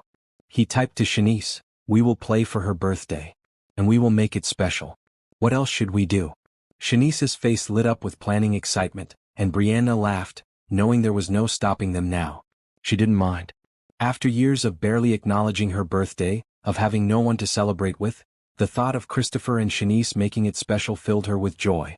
As the evening wound down and Brianna walked Shanice home through the garden, her sister whispered, Uncle Chris loves you so much, Bree. Like a lot. I can tell. I love him too, Brianna admitted. Are you going to marry him? Maybe. Someday. If he asks. He'll ask, Shanice said confidently. And when he does, you better say yes. Because we're happy with him. Happier than we've been since Mom and Dad died. Brianna hugged her sister close. You're right. We are happy. Finally. That night, after Shanice was asleep, Brianna pulled out one of her journals and began to write. A poem about second chances, about finding family in unexpected places, about love that speaks through silence. The words flowed easily, and for the first time in years she didn't stop to doubt or edit. She just wrote, letting her truth pour onto the page. When she finished, she took a photo of the poem and sent it to Christopher with the message, You inspired this. Thank you for believing in my dreams. His reply came quickly, it's beautiful. Like you. Keep writing. The world needs your words. Brianna fell asleep smiling, thinking about the Riverside Community Center and all the families Christopher had helped. Thinking about how she was now part of that mission, part of that legacy. Thinking about how one decision to help a freezing child had created ripples that touched so many lives. And across the garden, Christopher sat at his desk, typing notes for an expansion of the Foundation's programs. But he stopped every few minutes to reread Brianna's poem, marveling at her talent, at her heart, at the gift of having her in his life. They were building something beautiful. A mission that mattered. A love that lasted. A family that chose each other every day. And the best part? They were just beginning. July brought heat waves and lazy afternoons. The Foundation's summer programs were in full swing, with day camps for children and job training workshops for adults. Brianna thrived in the busy season, her natural warmth and organizational skills making her invaluable. But she also noticed something changing. Christopher was around more, finding excuses to drop by her office, suggesting lunch together, orchestrating moments alone even in the busy office environment. The attraction between them, always present, was growing stronger, harder to ignore. One Friday afternoon, Christopher appeared in her office doorway looking unusually casual in jeans and a green polo shirt. He typed, "Pack up. We are taking the afternoon off." "I have 3 meetings," Brianna protested. "Maria will handle them." "I already asked." "Come on. Shanice is with Mrs. Chen until dinner. We have a few hours to ourselves." Brianna felt her pulse quicken. "Just us." "Just us," Christopher confirmed. They drove to a nearby park, one of Christopher's favorite places. He led her to a secluded spot by a pond, where he had clearly arranged for a blanket and picnic basket to be waiting. "You planned this?" Brianna said, impressed. Christopher smiled and typed, "I wanted time with you. Just you. We are always with Shanice or at work. Both are wonderful, but sometimes I want you to myself." They sat on the blanket, eating sandwiches and fruit, talking about everything except work. Christopher asked about her childhood, her dreams before her parents died, her favorite books and movies. Brianna asked about his travels, his experiences running his company, what he would do if money were no object. "I'd probably still run the Foundation," Brianna admitted. "It's not about money for me. It's about purpose. About helping people who were in my position." Christopher's eyes were warm. He typed, "I knew you were special from the beginning. Your heart is pure. You do not help people because you have to. You do it because you cannot imagine not helping. Is that really so special? Shouldn't everyone care about others? They should, but they do not. You do. That makes you rare. Precious." They were sitting close now, shoulders touching, and Brianna could feel the heat radiating from Christopher's body. He reached out and tucked a loose curl behind her ear, his fingers lingering on her cheek. "Christopher," Brianna whispered, her breath catching. He cupped her face with both hands and kissed her, slowly at first, then deeper as she responded. It was different from their previous kisses, more urgent, more intense. When they finally pulled apart, both breathing hard, Christopher's eyes were dark with emotion. He typed with shaking hands, "I am in love with you. Completely. Entirely. I think about you constantly. Dream about you. You have become essential to my life." "I love you too," Brianna said, her voice thick. "So much it scares me sometimes. I keep waiting for something to go wrong, for this to be too good to be true." "It is real," Christopher typed. "I promise you. I am not going anywhere. I want to build a life with you." "What does that look like to you?" Brianna asked. "A life together?" Christopher thought carefully, then typed, "It looks like this. You and me working side by side at the Foundation. Shanice growing up with both of us. Family dinners and lazy Sundays and shared dreams. Eventually marriage. A permanent commitment. Maybe more children if you want them. A life built on partnership and love and mutual respect." Brianna's eyes filled with tears. "You've thought about this. Really thought about it." "Every day," Christopher admitted. "Since the moment I met you. I know it is fast, but when you know, you know. I know you are the one I want to spend my life with." "I know it too," Brianna whispered. "I was just afraid to say it out loud."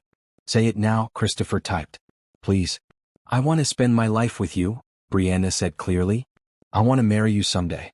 I want to build a family with you. I want to grow old with you, doing this work we both love, raising Shanice together, maybe having more children. I want everything with you." Christopher pulled her close, holding her tight against his chest. She could feel his heart beating rapidly, could feel his arms trembling slightly. When he pulled back, his eyes were wet. He typed, "I will make you so happy. I promise. I will spend every day showing you how much I love you." "You already make me happy," Brianna said. "Every day. Just by being you." They spent the rest of the afternoon at the pond, talking about their future in concrete terms. When they wanted to get married, how to tell Shanice whether to have a big wedding or something small. It felt right, natural, like planning something inevitable. As the sun began to set, painting the sky in shades of orange and pink, Christopher typed, "There is something I want to give you. But not yet. Soon. A physical symbol of my commitment. Will you wait for it?" "A ring?" Brianna asked, her heart racing. Christopher nodded. "Not just any ring. The perfect one. I want to do this right. Give you the proposal you deserve." "I don't need anything fancy," Brianna said. "I just need you." "I know. But I want to make it special. Please be patient with me." "I can wait," Brianna promised. "I'll wait as long as you need." As they drove home in comfortable silence, hands clasped on the console between them, Brianna felt a sense of peace settle over her. This was right. Christopher was right. Their future together was right. When they picked up Shanice from Mrs. Chen's house, her sister took one look at them and grinned. "You two look happy. Really happy." "We are," Brianna confirmed, exchanging a glance with Christopher. "Good. Because you deserve to be happy, both of you." That night, after putting Shanice to bed, Brianna stood at her window watching the lights in Christopher's house. Her phone buzzed with a text from him. "I love you. Thank you for today. For every day. For being patient with me as I figure out how to show you how much you mean to me." Brianna typed back, "I love you too. You don't have to figure anything out. You already show me every day in 1,000 small ways. Still, I want the big ways too. Soon. I'll be here. Whenever you're ready." Over the next few weeks, Brianna noticed Christopher was gone more often, taking mysterious trips into the city. He would come back looking satisfied but wouldn't explain where he'd been. She didn't push, trusting that whatever he was planning would be worth the wait. Meanwhile, their relationship continued to deepen. They spent every evening together, either at his house or hers, cooking dinner, helping Shanice with homework, watching movies, talking about their days. It felt natural, like they had been doing it for years rather than months. The foundation held its annual summer fundraiser, a gala where donors and families gathered to celebrate the year's accomplishments. Brianna wore a beautiful red dress that Christopher had surprised her with, and she felt elegant and confident as she worked the room, sharing stories of the families they had helped. Christopher stayed by her side most of the evening, his hand on the small of her back, his eyes full of pride. Several major donors commented on what a great team they made, how the foundation had never been stronger. Mr. Patterson pulled them both aside. "You two should make this partnership permanent," he said with a knowing wink. "In all ways." Christopher's eyes met Brianna's and she saw the promise there. So, one evening in late August, Christopher asked Brianna to dress nicely for dinner. "Something special?" she typed to him. "Very special. Just trust me." Brianna wore a navy blue dress and spent extra time on her hair and makeup. Shanice helped, offering commentary and advice with the confidence of someone much older than 8. "You look like a movie star, Bri," Shanice said. "Uncle Chris is going to flip out." When Christopher arrived to pick her up, his reaction confirmed Shanice's prediction. His eyes widened and he typed quickly, "You look stunning. Absolutely stunning." "Thank you. You look very handsome yourself." He was wearing a dark suit with a blue tie that matched her dress perfectly. Brianna realized he must have somehow known what she would wear. They drove to an upscale restaurant on the waterfront, one Brianna had only read about in magazines. The maitre d' greeted Christopher warmly and led them to a private table on the balcony overlooking the water. The sunset painted everything in golden light. "Christopher, this is too much," Brianna whispered. He shook his head and typed, "Nothing is too much for you. Tonight is important. Please just enjoy it." Dinner was exquisite, course after course of beautifully prepared food. But Brianna barely tasted it, too aware of Christopher's nervous energy, the way he kept checking his watch, the intensity in his eyes every time he looked at her. After dessert, Christopher stood and offered his hand. He led her to the railing overlooking the water, the city lights beginning to twinkle as darkness fell. He pulled out his phone and typed a long message, then handed it to her. "Brianna, 7 months ago, your sister asked me a simple question. She asked if she could slip under my coat. In that moment, my entire life changed. You walked into my world, strong and scared and beautiful, and you turned everything I knew upside down. You showed me what it means to be truly brave. To face impossible odds and keep fighting. To love fiercely even when life tries to break you. You showed me that my silence was not a weakness but a strength. That I could communicate love without words. You made my house a home. You made my work meaningful. You made me want to be better, do more, love deeper. You and Shanice gave me a family I never thought I would have. I love you, Brianna Jackson. I love your fierce heart, your brilliant mind, your generous spirit. I love the way you care for Shanice, the way you care for every family we help. I love your strength and your vulnerability, your laughter and your tears. I want to spend the rest of my life loving you, supporting you, building dreams with you. I want to make you happy every single day. I want to be your partner in all things. Brianna looked up from the phone, tears streaming down her face. Christopher was kneeling now, a small velvet box in his hands. He opened it to reveal a stunning ring, a sapphire surrounded by diamonds, the blue exactly the shade of the dress she was wearing, the dress he had chosen. He typed with one hand, the other holding the box. "Will you marry me?" "Yes," Brianna whispered, then louder, "Yes. Of course yes." Christopher's face broke into the biggest smile she had ever seen. He slipped the ring onto her finger and it fit perfectly. Then he stood and pulled her into his arms, kissing her deeply as the restaurant staff and other diners applauded from inside. When they finally pulled apart, Brianna was laughing and crying at the same time. "It's perfect. You're perfect. I can't believe this is real." "It is real," Christopher typed. "You are going to be my wife. And you're going to be my husband. Shanice's stepfather. Our family." "Our family," Christopher agreed, and the words felt like a vow. They stayed at the restaurant for another hour, Christopher explaining through typed messages how he had spent weeks designing the ring, making sure the sapphire matched her favorite color, ensuring everything was perfect. He had wanted to propose on her birthday, but the ring wasn't ready yet, so he had waited until tonight, when everything could be exactly right. "I would have said yes with a ring from a vending machine," Brianna said. "All I need is you." "I know. But I wanted to give you something beautiful. Something worthy of you." On the drive home, Brianna couldn't stop looking at the ring on her finger, couldn't stop smiling. She was engaged. She was going to marry Christopher Thornton. The silent billionaire who had saved her life was going to be her husband. When they arrived home, they found Mrs. Chin and Shanice waiting on the porch, both grinning widely. "Well?" Shanice demanded. "Did you ask her? Did she say yes?" Christopher nodded, and Shanice squealed, launching herself at both of them. "I knew it. I knew you were going to propose. Mrs. Chin and I have been waiting for hours." "You knew?" Brianna asked, laughing. "Uncle Chris asked my permission last week," Shanice said proudly. "He wanted to make sure I was okay with him marrying you. I told him I was more than okay. I told him to hurry up and do it already."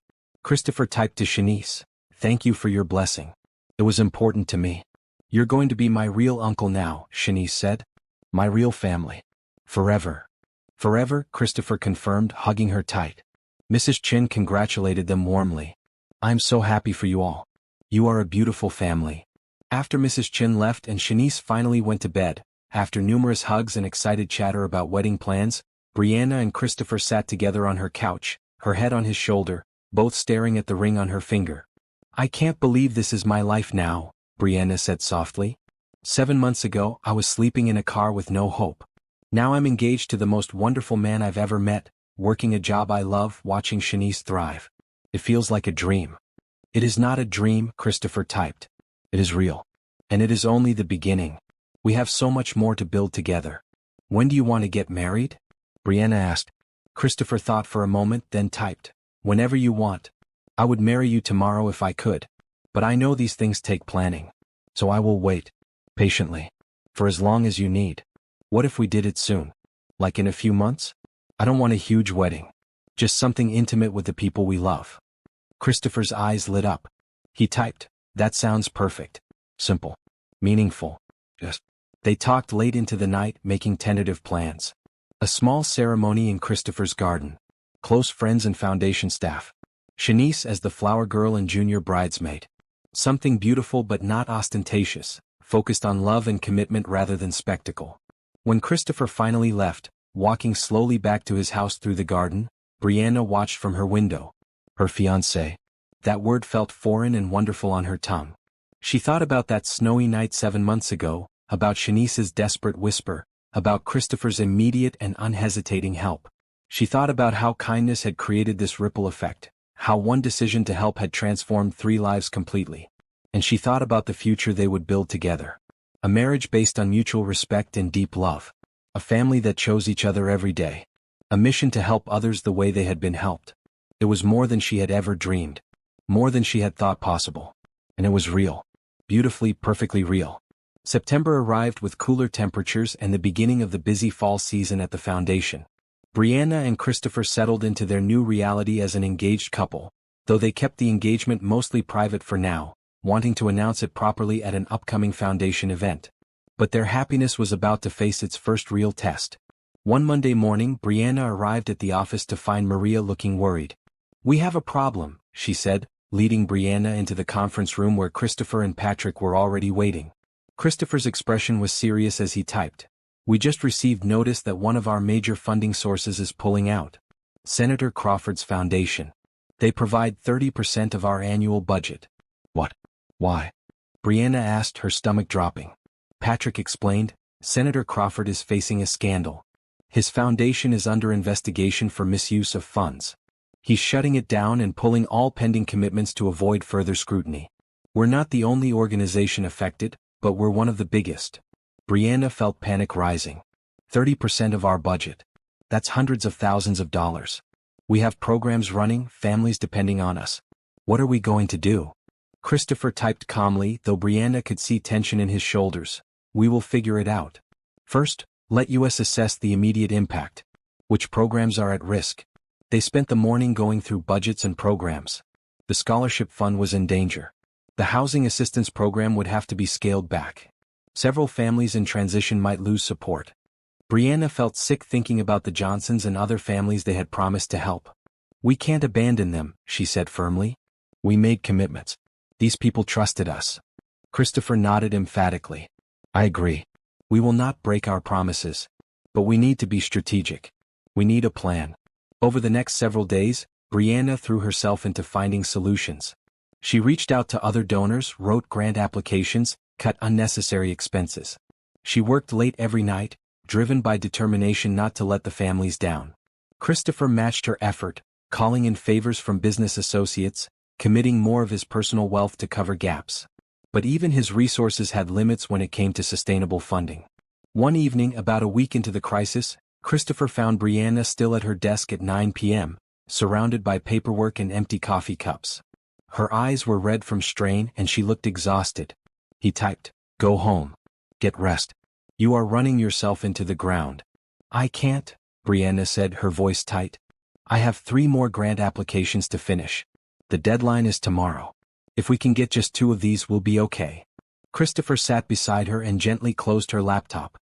He typed, "These will still be here in the morning. You need sleep. You need to take care of yourself. People are depending on us," Brianna said, tears welling up. "The Johnsons, the Washingtons, Miss Grace, all those families. What if we can't help them? What if we have to tell them we're pulling funding?" Christopher took her hands in his. He typed, "We will not abandon anyone. I promise. But we cannot help them if we burn ourselves out. Please come home. Eat dinner. Sleep. We will tackle this together in the morning." Brianna wanted to argue, but she was so tired. She nodded and let Christopher drive her home. At the guest house, they found Shanice already asleep. Mrs. Chin had fed her and put her to bed. Christopher ordered food to be delivered and sat with Brianna while she ate, his presence calm and reassuring. "I'm scared," Brianna admitted. "What if I can't fix this? What if my first real crisis as manager ends in failure?" Christopher typed carefully, "This is not your crisis alone. It is ours. We face it together. And failure is not losing funding. Failure is giving up on people. We are not giving up." "How are you so calm?" Christopher smiled slightly. "Years of business crises. You learn that panic does not help. Clear thinking and steady action do. We have each other, we have resources, and we have determination. That is enough." "What if it's not?" Brianna whispered. "Then we will figure out another way. But stop borrowing worry from tomorrow. Tonight, just rest." Over the next 2 weeks, Brianna and Christopher worked tirelessly. They divided responsibilities, Christopher focusing on large donors while Brianna handled grant applications and program restructuring. Maria managed the budget with impressive efficiency, finding savings without cutting services. Patrick worked with families to ensure smooth transitions if programs needed to be modified. The foundation staff rallied around them, everyone putting in extra hours, everyone committed to protecting the families they served. Brianna was touched by their dedication, by how much everyone cared about the mission. One breakthrough came from an unexpected source. Mr. Patterson, the businessman who had commented on their relationship at the fundraiser, called Christopher with an offer. His company would commit to a 3-year funding partnership, enough to cover most of what they had lost from Senator Crawford's foundation. Christopher was typing to Brianna when the call came through, and his face lit up. He showed her the email confirming Patterson's commitment. "We have the funding." Patterson came through. Brianna burst into tears of relief. "Really? We're going to be okay?" Christopher nodded, pulling her into his arms. "We are going to be okay." But even with Patterson's commitment, they were still short. They needed one more major donor or several smaller ones to fully fund all their programs. Brianna redoubled her grant-writing efforts, and 3 days before the month ended, they received word that 2 of her applications had been approved. The foundation was saved. Every program could continue. Every family would keep their support. Brianna called an all-staff meeting to share the news, and there were tears and cheers all around. Maria hugged her tightly. "You did it. You saved us." "We all did it," Brianna corrected. "Every single person here fought for this." That evening, Christopher took Brianna and Shanice out for a celebration dinner. Shanice had been wonderful during the crisis, understanding when her sister worked late, being patient when plans changed, offering encouragement in her innocent, heartfelt way. "Are things okay now?" Shanice asked over dessert. "Can we go back to normal?" "Things are okay," Brianna confirmed. "Better than okay. We learned how to handle a crisis. We proved we can face hard things together." Christopher typed to Shanice, "You were very brave during this time. Very patient. Thank you for understanding." "That's what families do," Shanice said simply. "They help each other through hard times." Later that night, after Shanice was in bed, Christopher and Brianna sat in her living room. Brianna was finally relaxed, the tension of the past weeks melting away. "I'm sorry I almost fell apart," she said quietly. "I should have been stronger." Christopher shook his head firmly. He typed, "You were incredibly strong. You fought for people who needed you. You worked yourself to exhaustion for them. That is true strength. Asking for help, accepting support, that is also strength. You did both." "I couldn't have done this without you," Brianna said. "Your calm, your steady presence, your faith that we would find a way. You kept me grounded." "That is what partners do," Christopher typed. "We balance each other. You bring passion and heart. I bring patience and strategy.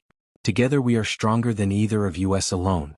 "I like being partners with you," Brianna said, moving closer to him on the couch. "In work and in life." Christopher wrapped his arm around her. "Me too. This crisis showed me something important. That we can face anything together. That our relationship is strong enough to handle stress and pressure. That we work well together even when things are hard." "Are you having second thoughts about marrying me?" Brianna asked, only half joking. Christopher's eyes widened in alarm. He typed quickly, "Absolutely not.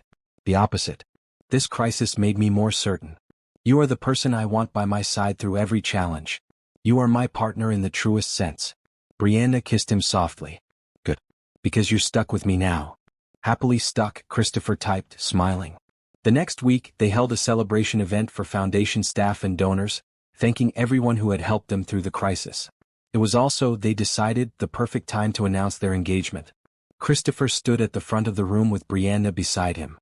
He had prepared a statement, which Maria read aloud on his behalf. "7 months ago, I met a woman and her sister who changed my life. They reminded me why this foundation exists, why our work matters. Brianna Jackson came to us in need, and she has become so much more than an employee. She is my partner, my inspiration, and my best friend. Tonight, I am happy to announce that she has agreed to become my wife." The room erupted in cheers and applause. Staff members rushed forward to congratulate them, to admire Brianna's ring, to express joy at the news. Mr. Patterson shook Christopher's hand firmly. "About time you made it official. You two belong together." Mrs. Washington from the bakery hugged Brianna tight. "You deserve every happiness, dear. You have given so much to others. It is wonderful to see you receive something beautiful in return." As the party continued, Brianna found herself surrounded by people who cared about her, who celebrated her happiness. It was overwhelming in the best way. Later, as they were cleaning up, Shanice tugged on Christopher's sleeve. Uncle Chris, can I call you Dad after you marry Bree? Or is that weird? Christopher's eyes filled with tears. He knelt down to Shanice's level and typed on his phone. That would make me the happiest man in the world. I would be honored to be your dad. Shanice threw her arms around his neck. Good. Because you're already kind of like my dad anyway. This just makes it official. Brianna watched them, her heart overflowing. This was what family looked like. This was what love looked like. Choosing each other through good times and bad, standing together through crises, celebrating victories as a team. The funding crisis had been terrifying, but it had also been valuable. It had tested their relationship and proven it strong. It had shown them they could face anything together. It had solidified their commitment to each other and to the work they shared. As they drove home that night, Shanice asleep in the back seat, Christopher reached over and took Brianna's hand. She squeezed back, both of them silent but connected, partners in every sense of the word. The worst was behind them. The best was yet to come.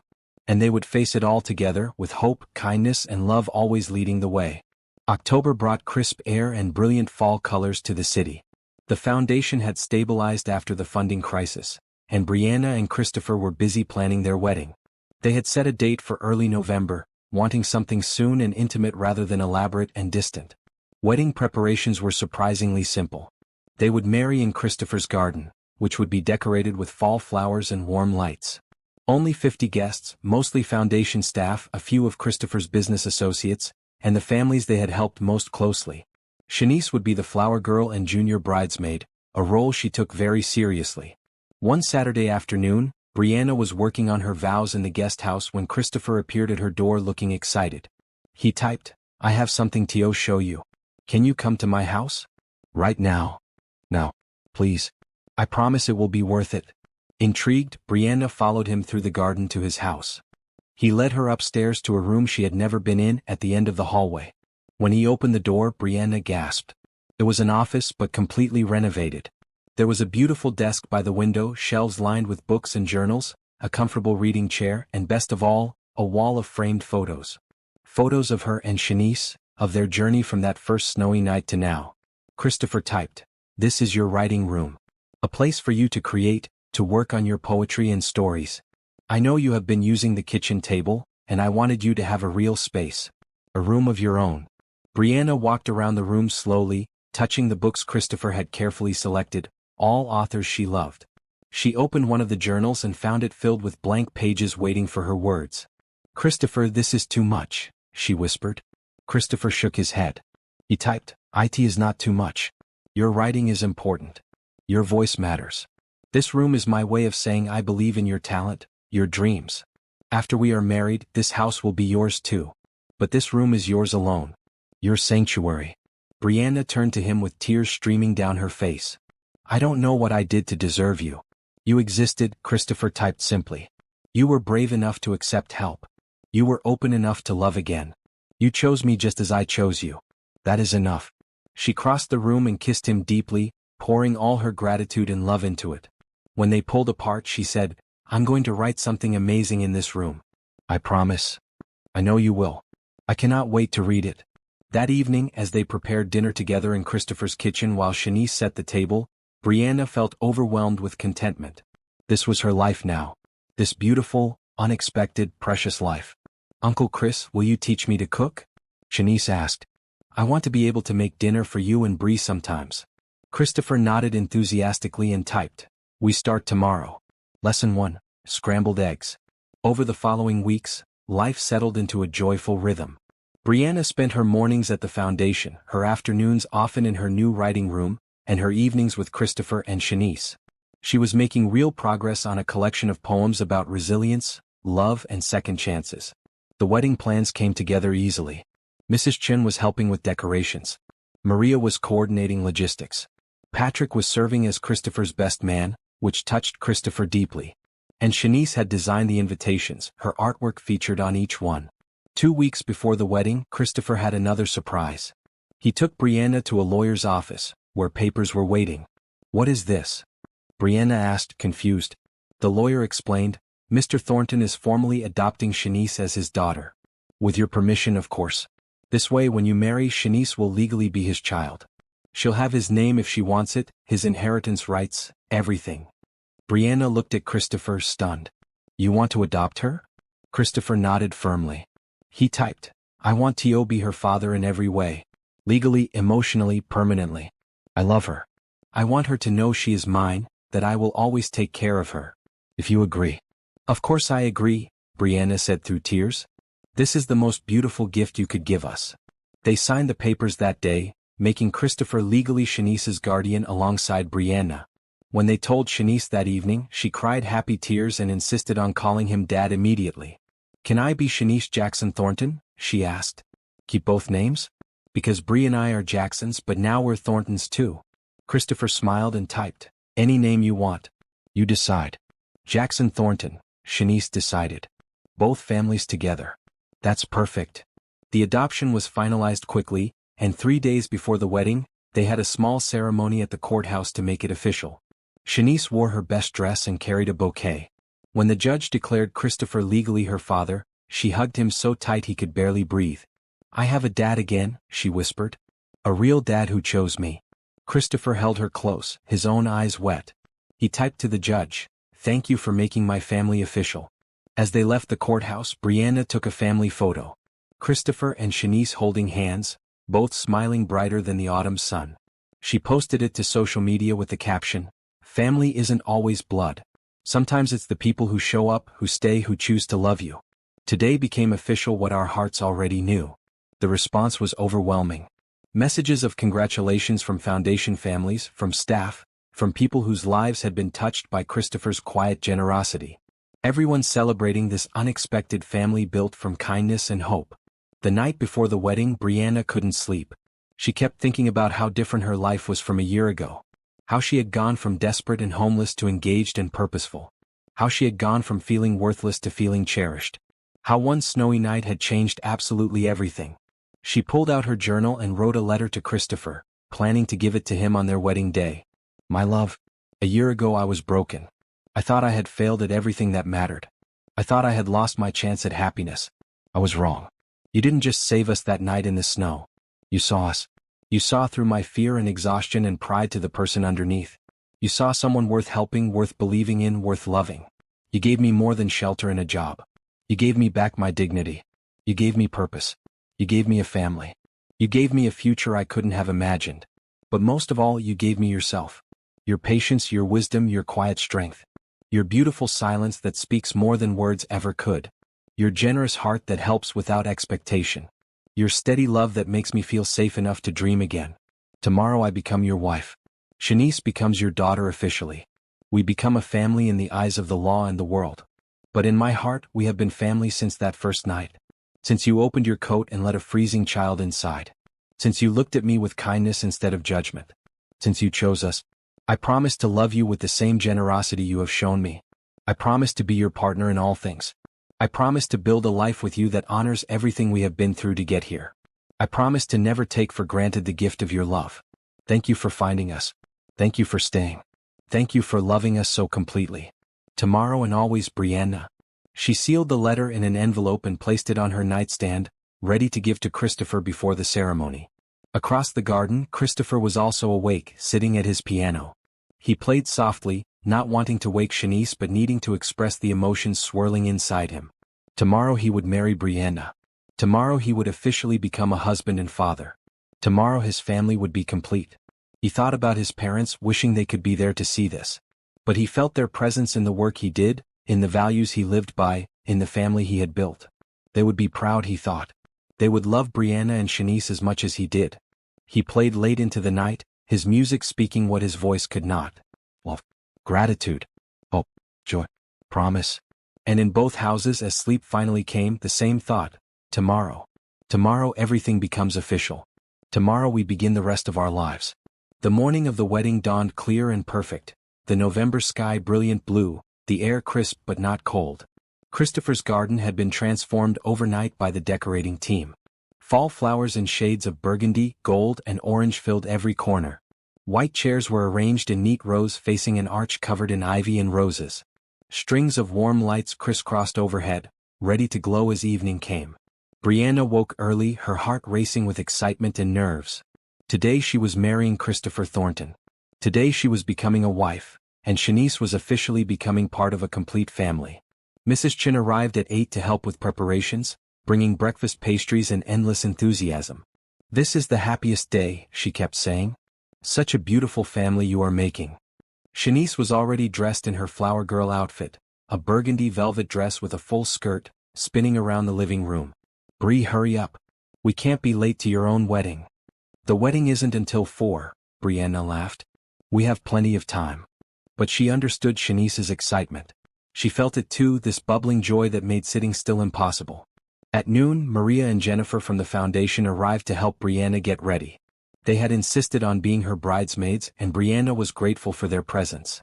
Maria did her hair in an elegant updo with loose curls framing her face.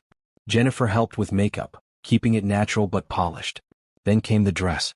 Brianna had chosen a simple but elegant gown in ivory, with lace sleeves and a flowing skirt. When she put it on and looked in the mirror, she barely recognized herself. "You look like a queen," Shanice breathed. "Dad is going to cry when he sees you." The word dad still made Brianna's heart swell. Christopher was officially Shanice's father now, and hearing her daughter call him that felt right in a way nothing else ever had. "Are you ready?" Maria asked gently. "It's almost time."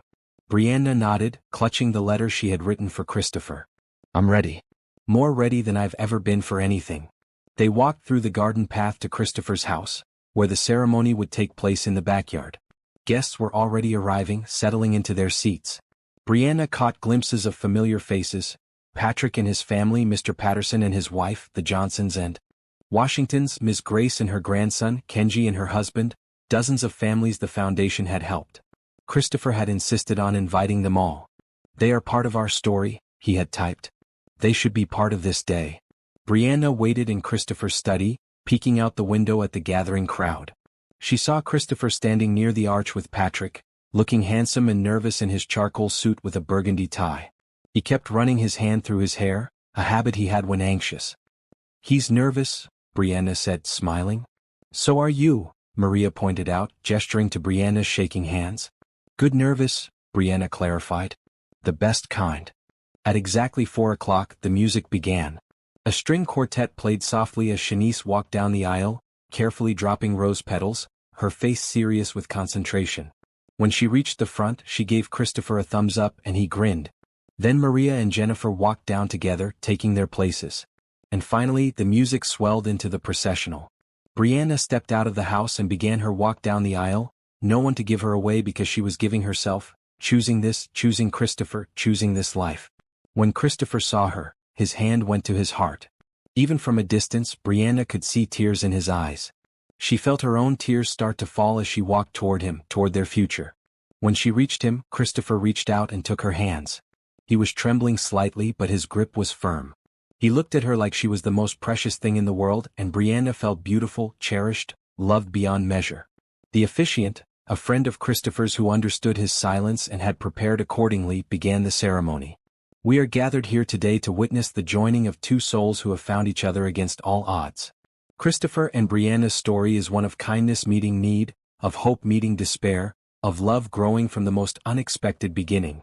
He spoke about their journey, about the snowy night that had brought them together, about the family they had built. Several guests wiped their eyes, moved by the story. "Christopher has prepared his vows in writing," the officiant said. "He has asked that Brianna read them aloud as his voice comes through her now, as they will speak for each other in marriage." Christopher handed Brianna a folded paper, his hands shaking. She opened it and began to read, her voice clear despite her tears. "Brianna, you walked into my life when I thought I knew everything about who I was and what I wanted. You proved me wrong in the best possible way. You showed me that I was lonely even though I did not know it. You showed me that my life had room for so much more love than I had imagined. You and Shanice filled spaces in my heart I did not know were empty. You made me whole. Today I promise to love you with everything I am. I promise to be your partner in all things, to support your dreams, to celebrate your victories, to comfort you in struggles. I promise to be the best father I can be to Shanice, to love her as my own because she is my own. I promise to face every day with gratitude for the gift of your presence in my life. I promise to never stop showing you, in my way, how much you mean to me. I may not have words, but I have actions, attention, and endless love. All of it is yours. Today and always."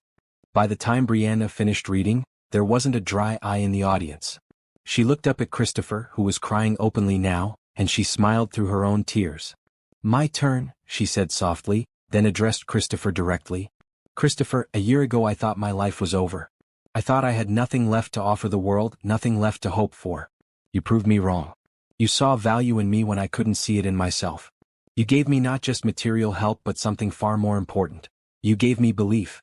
Belief that I could be more than just a survivor. Belief that I deserved love and happiness and purpose. You gave me back my dreams and then helped me build new ones. Today I promise to love you with the same generosity you have shown me. I promise to be your voice when you need one, your silence when you need peace. I promise to build a life with you that matters, that helps people, that spreads the kindness you showed us to everyone we meet. I promise to love Shanice alongside you, to raise her with values that honor both our parents, to give her the stable, loving home we both want for her.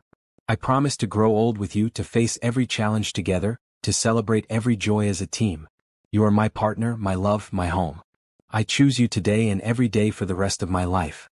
Christopher reached up and gently wiped the tears from her cheeks, then touched his own heart and pointed to her.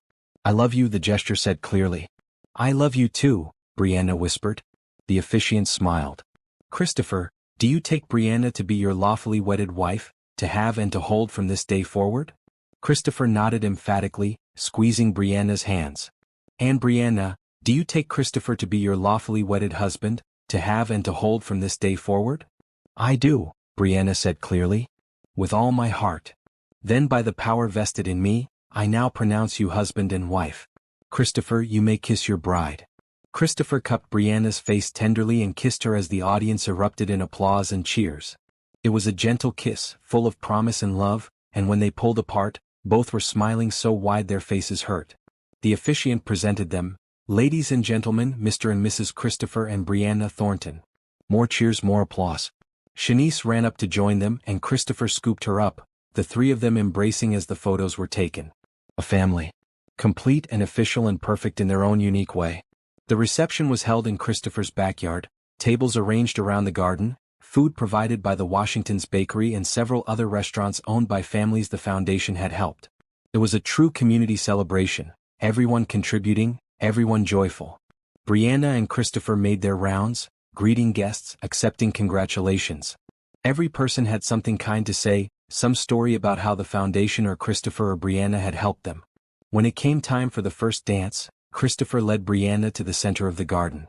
The music began, a slow jazz ballad, and they swayed together, Christopher's arms around her waist, Brianna's arms around his neck. "We did it," Brianna whispered. "We're married." Christopher pulled back slightly and typed one-handed on his phone while still holding her. "Best decision I ever made." "Second best," Brianna corrected. The best was stopping for Shanice that night. Christopher smiled and nodded. All of it. Stopping. Helping. Falling in love. All the best decisions. They danced in comfortable silence, surrounded by people who loved them, under the lights strung through the garden, as the sun set in brilliant shades of orange and gold. Later, after dinner and toasts and cake cutting, after Shanice had fallen asleep on Mrs. Chen's lap and been carried inside to rest, Christopher and Brianna stood at the edge of the garden looking at their guests. "Look at them," Brianna said softly. "All these people we've helped, all gathered together to celebrate with us. This is what it's all about, isn't it? Connection. Community. Helping each other." Christopher nodded and typed. "This is what love looks like when it ripples outward. We helped them. They helped us. Now we all help each other. This is how the world should work. We're going to keep doing this," Brianna said. "Keep growing the foundation, keep helping families, keep spreading this kindness." Christopher turned to face her fully. He typed, "We are going to do more than that. We are going to build a life full of love and purpose and joy. We are going to raise Shanice to be kind and strong and generous. We are going to make every day count. And we are going to do it all together." "Together," Brianna agreed, kissing him softly. "Always together." As the evening wound down and guests began to leave, each person hugged the newlyweds, thanked them for sharing this day, expressed hope for their future. Mr. Patterson pulled Christopher aside one last time. "Your parents would be so proud of you, son. You took their legacy and made it something even more beautiful. And you found love that matches your generous heart. This is everything they wanted for you." Christopher's eyes welled up. He typed, "Thank you for being here. For believing in me all these years. Always have, always will." Finally, around midnight, the last guest left. Christopher, Brianna, and a still sleeping Shanice were alone in the quiet garden, lights twinkling overhead. "Best day of my life," Brianna said, leaning against Christopher's shoulder. He kissed the top of her head and typed, "First of many." They carried Shanice inside and tucked her into bed in what would now be her permanent room in Christopher's house, their house, the family home. She stirred slightly and mumbled, "Love you, Mom. Love you, Dad." "Love you too, baby," Brianna whispered. In their own room, the master bedroom that Brianna would now share with Christopher, they changed out of their wedding clothes and lay in bed together, exhausted but happy. "Mrs. Thornton," Christopher typed, showing her the phone screen. "Mr. Thornton," Brianna replied, grinning. Christopher set his phone aside and pulled her close. No more words were needed. They held each other in the dark, listening to each other breathe, feeling the warmth and safety and rightness of being together. This was home. This was family. This was the life they had built from one moment of kindness, one choice to help, one refusal to let desperation be the end of the story. Outside, the November wind rustled the last leaves from the trees. Inside, the Thornton family slept peacefully, secure in their love, ready for whatever tomorrow would bring. And tomorrow did bring new things. Beautiful things. 6 months after the wedding, the foundation opened a second location in a different part of the city, expanding their reach to help even more families. A year after the wedding, Brianna published her first collection of poetry, titled From Snow to Spring, A Journey Home. It became a bestseller, her words resonating with anyone who had ever faced hardship and found hope on the other side. 18 months after the wedding, Christopher and Brianna welcomed a new baby into their family, a son they named Michael after Christopher's father. Shanice was the proudest big sister anyone had ever seen. 2 years after the wedding, Shanice performed her first piano recital, playing a complex piece she had written herself. Christopher and Brianna sat in the front row, both crying with pride. 3 years after the wedding, the foundation received national recognition for its innovative programs, and Brianna was invited to speak at conferences across the country about their approach to helping families in crisis. But through all of it, through every milestone and achievement and expansion, the core remained the same. Christopher, Brianna, and Shanice choosing each other every day, building a life based on kindness, hope, and love. Remembering always where they had started and staying grateful for how far they had come. Sometimes, on snowy winter evenings, they would sit together in the living room and remember. Remember that desperate night, that whispered question, that moment when everything changed. "Sir, can I slip under your coat?" Shanice would say, reenacting her role in the story that had become family legend. And Christopher would pull her close, no longer needing to mime opening a coat because she was always under his protection now, always safe, always loved. "Best question anyone ever asked me," he would type. "Best answer anyone ever gave," Brianna would add. And Shanice, sandwiched between her parents, would smile and say, "Best family anyone could ask for." They were right. All of them. Because sometimes the worst moments lead to the best outcomes. Sometimes desperation opens doors to blessing. Sometimes a simple act of kindness creates ripples that change not just one life but dozens, hundreds, thousands. Sometimes all it takes is one person willing to stop, to see, to help. And sometimes, just sometimes, that help leads to a love story more beautiful than anyone could have imagined. This was that story. This was that family. This was that love. Born from snow and silence. Grown in patience and partnership. Sealed in commitment and choice. The Thornton family, Christopher, Brianna, Shanice, and baby Michael. Different backgrounds, different struggles, one shared truth.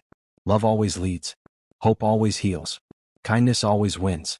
And they lived it every single day, spreading it to everyone they met, honoring the miracle of that snowy night by creating miracles for others. This was their story. This was their mission. This was their life. And it was beautiful,